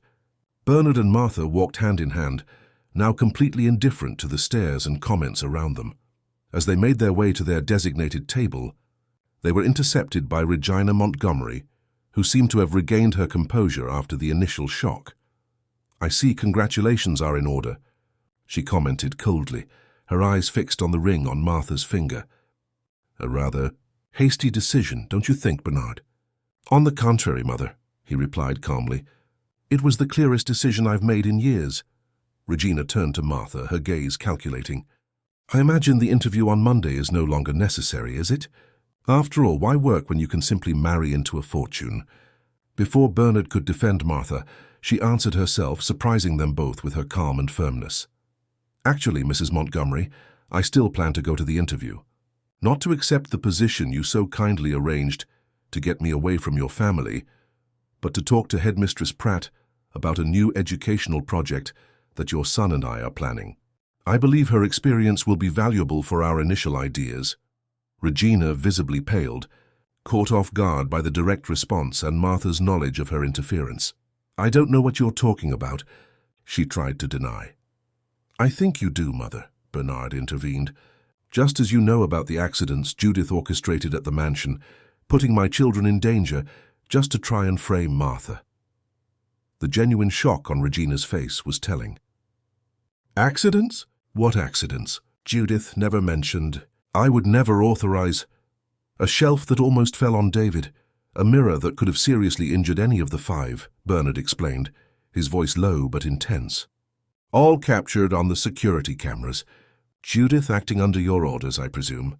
"Never," Regina exclaimed, looking genuinely horrified.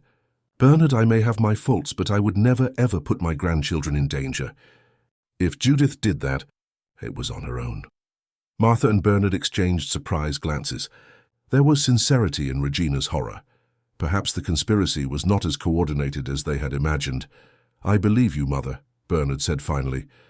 "Which means Judith acted on her own initiative, possibly believing she was pleasing you."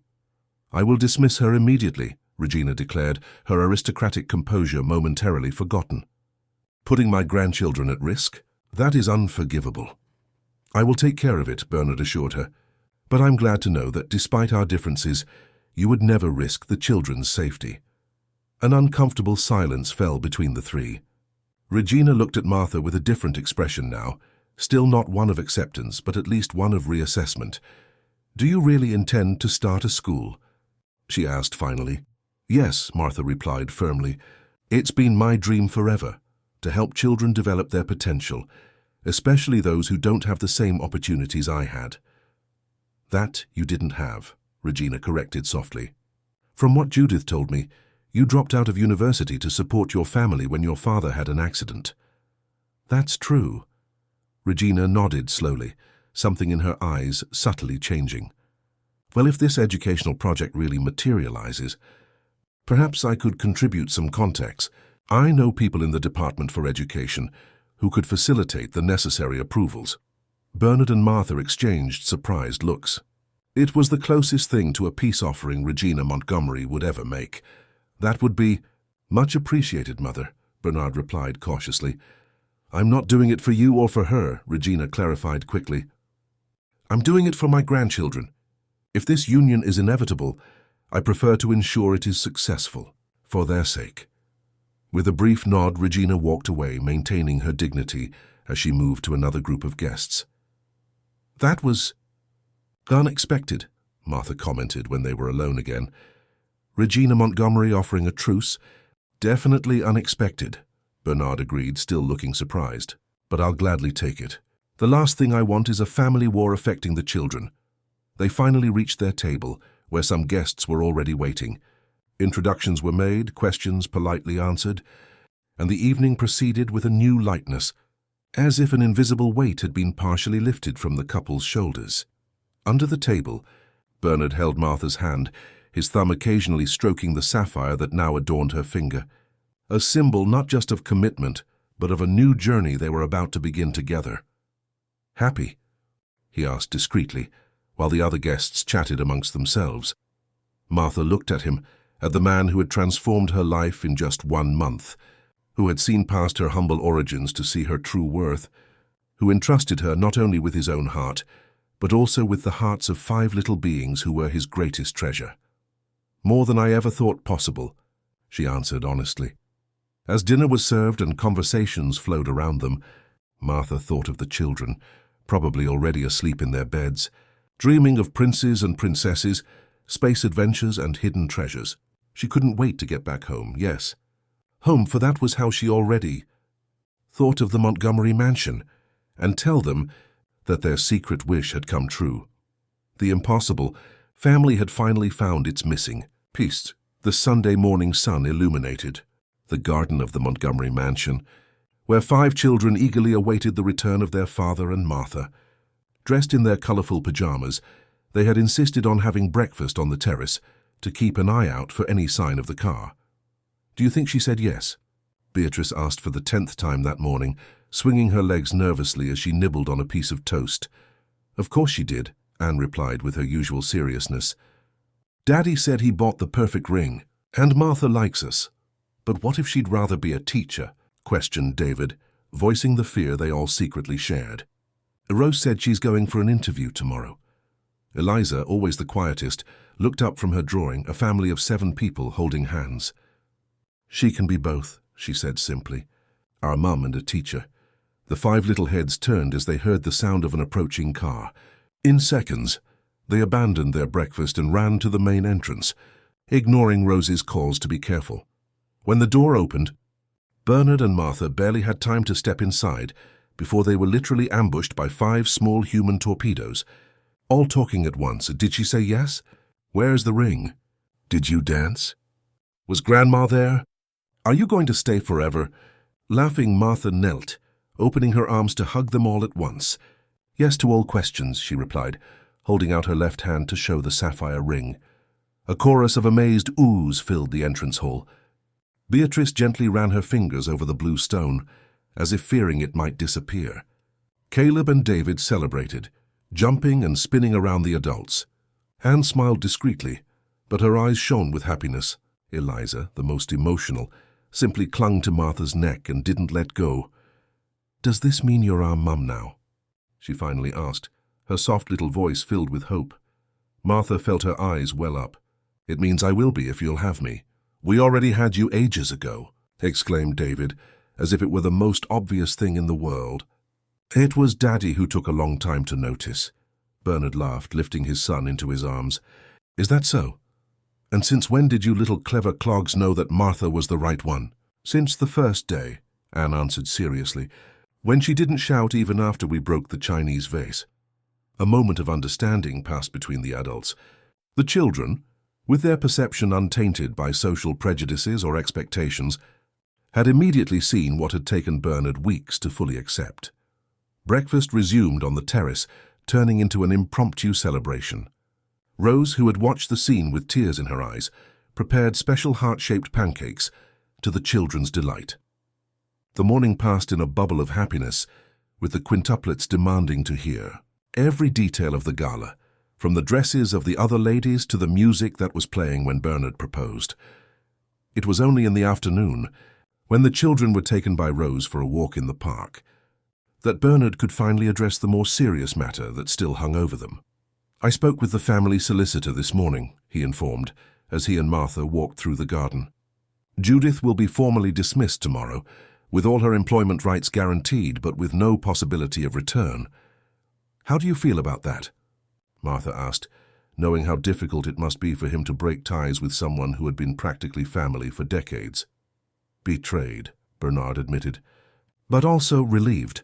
In recent years, since Louise passed away, Judith became increasingly controlling, more rigid. She saw the children as problems to be disciplined, not as little human beings dealing with an incomprehensible loss. Perhaps it was her own way of dealing with grief," Martha suggested, always seeking to understand the motivations behind behaviors. "Did she love Louise?" "Actually, no," Bernard smiled sadly. "Judith was always extremely loyal to my mother, and Regina never fully approved of Louise. She considered her insufficiently sophisticated for the Montgomery family, despite her education and talent as an architect, just as she considers me now. The difference, Bernard gently squeezed her hand, is that Louise desperately tried to win my mother's approval. You, on the other hand, earned her respect by being exactly who you are. Martha raised her eyebrows in surprise. I earned Regina Montgomery's respect? That seems unlikely. You faced her as an equal without being intimidated or trying to impress her.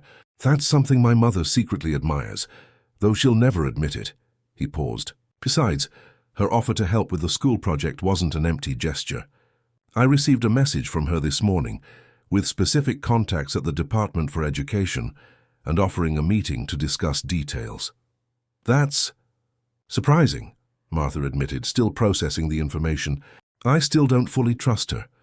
Neither do I, Bernard laughed softly, but I'm willing to give her a chance. For you, for the children, and maybe even for her. Regina has lost a lot over the years because of her pride and rigid expectations. Perhaps this is an opportunity for genuine reconciliation.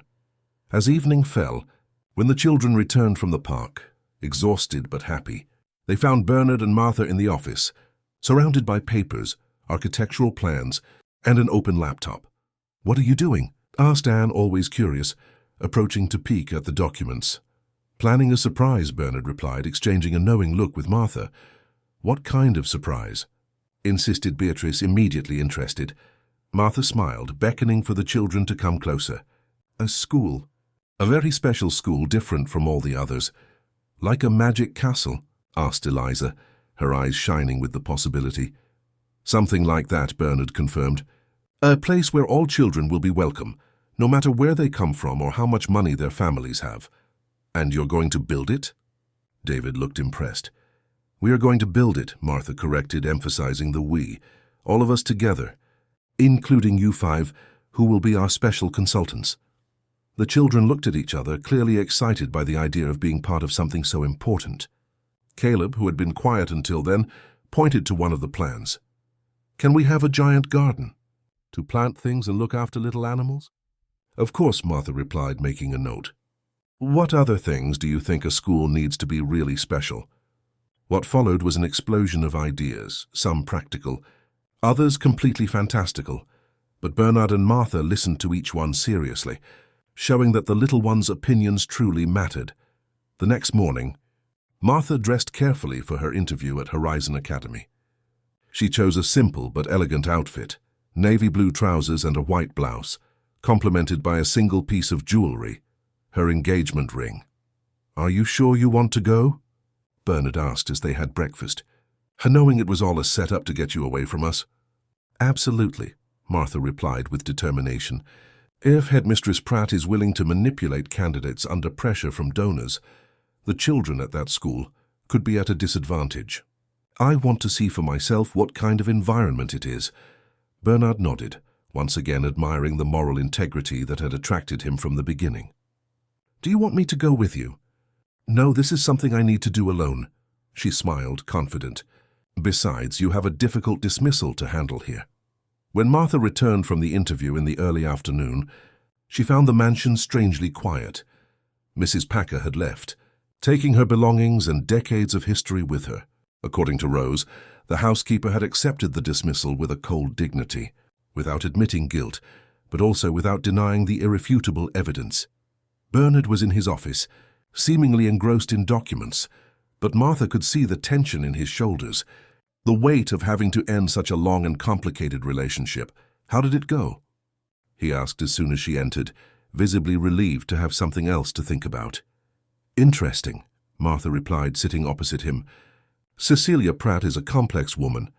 She immediately admitted your mother's influence in the resurgence of my application, but she also seemed genuinely impressed with my record and motivation. Did you tell her about our plans for the new school? Martha nodded. I did.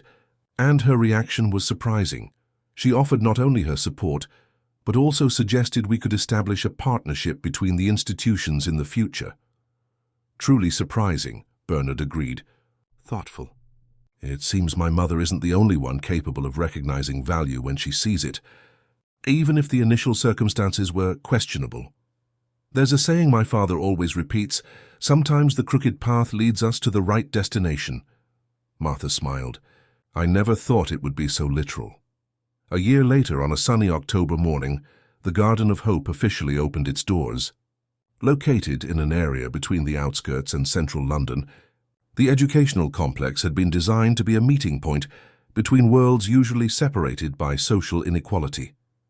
The opening ceremony brought together people from all social classes, from residents of the local community to prominent figures from the business and political worlds. Among the guests of honor were Martha's parents, visibly emotional to see their daughter's dream materialized on a scale they had never imagined. I'm so proud of you, dear, whispered Helen Oliver, hugging Martha tightly. Look at what you've built. I didn't build it alone, Mum, Martha replied, her eyes searching for Bernard, who was chatting animatedly with a group of newly hired teachers, and the Quintuplets, now 6 years old, who were serving as official guides for the visitors, proudly showing off every detail of the school they had helped to plan. The Garden of Hope was not an ordinary school. It combined innovative methodologies with a unique system of inclusion. Half of the places were reserved for children from underprivileged communities, with full scholarships funded by the Montgomery Foundation, while the other half was filled by fee-paying students. The result was an environment of genuine diversity, where children from different backgrounds learned together, breaking down social barriers from childhood. To the surprise of many, Regina Montgomery was present at the ceremony, elegant as ever in a pearl grey suit.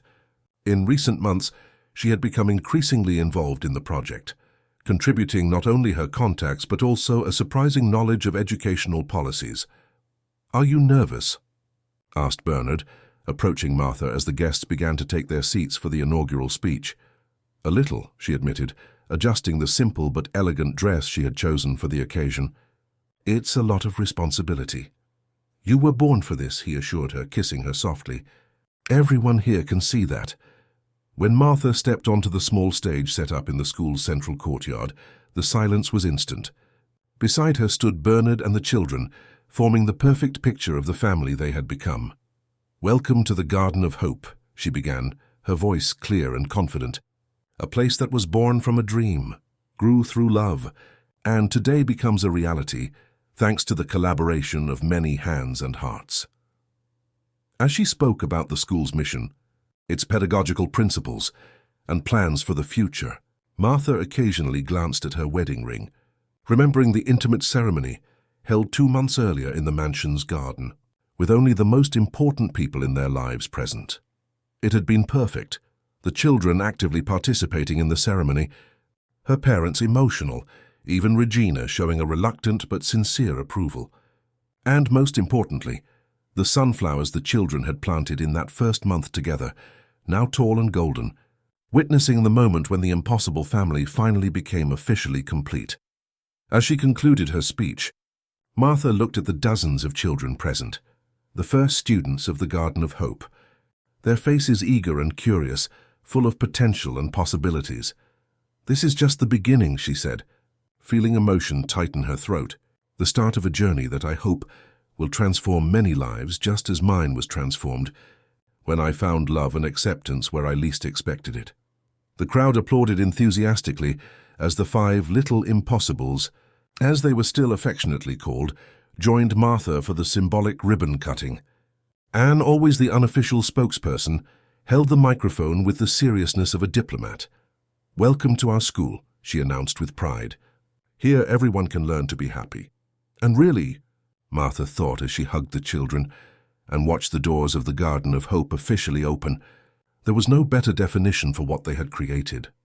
A space where education and happiness walked hand in hand, where differences were celebrated instead of feared, where the impossible became possible through love and perseverance. It was the perfect ending to a story that had begun with chaos and despair, and which now blossomed with infinite possibilities, like the golden sunflowers that rose around them, always following the light. End of story. Dear listeners, we hope the journey of Martha and the impossible children has touched your hearts. To continue traveling through equally moving stories, we have prepared a special playlist with narratives that explore the transformative power of true love. Find it here by clicking to the left of the video. If this story stirred emotions in you, be sure to subscribe to our channel and leave a like. Every day we bring you unique stories that reveal the magic hidden in everyday life. Share in the comments which moment moved you the most in this drama. Until the next story,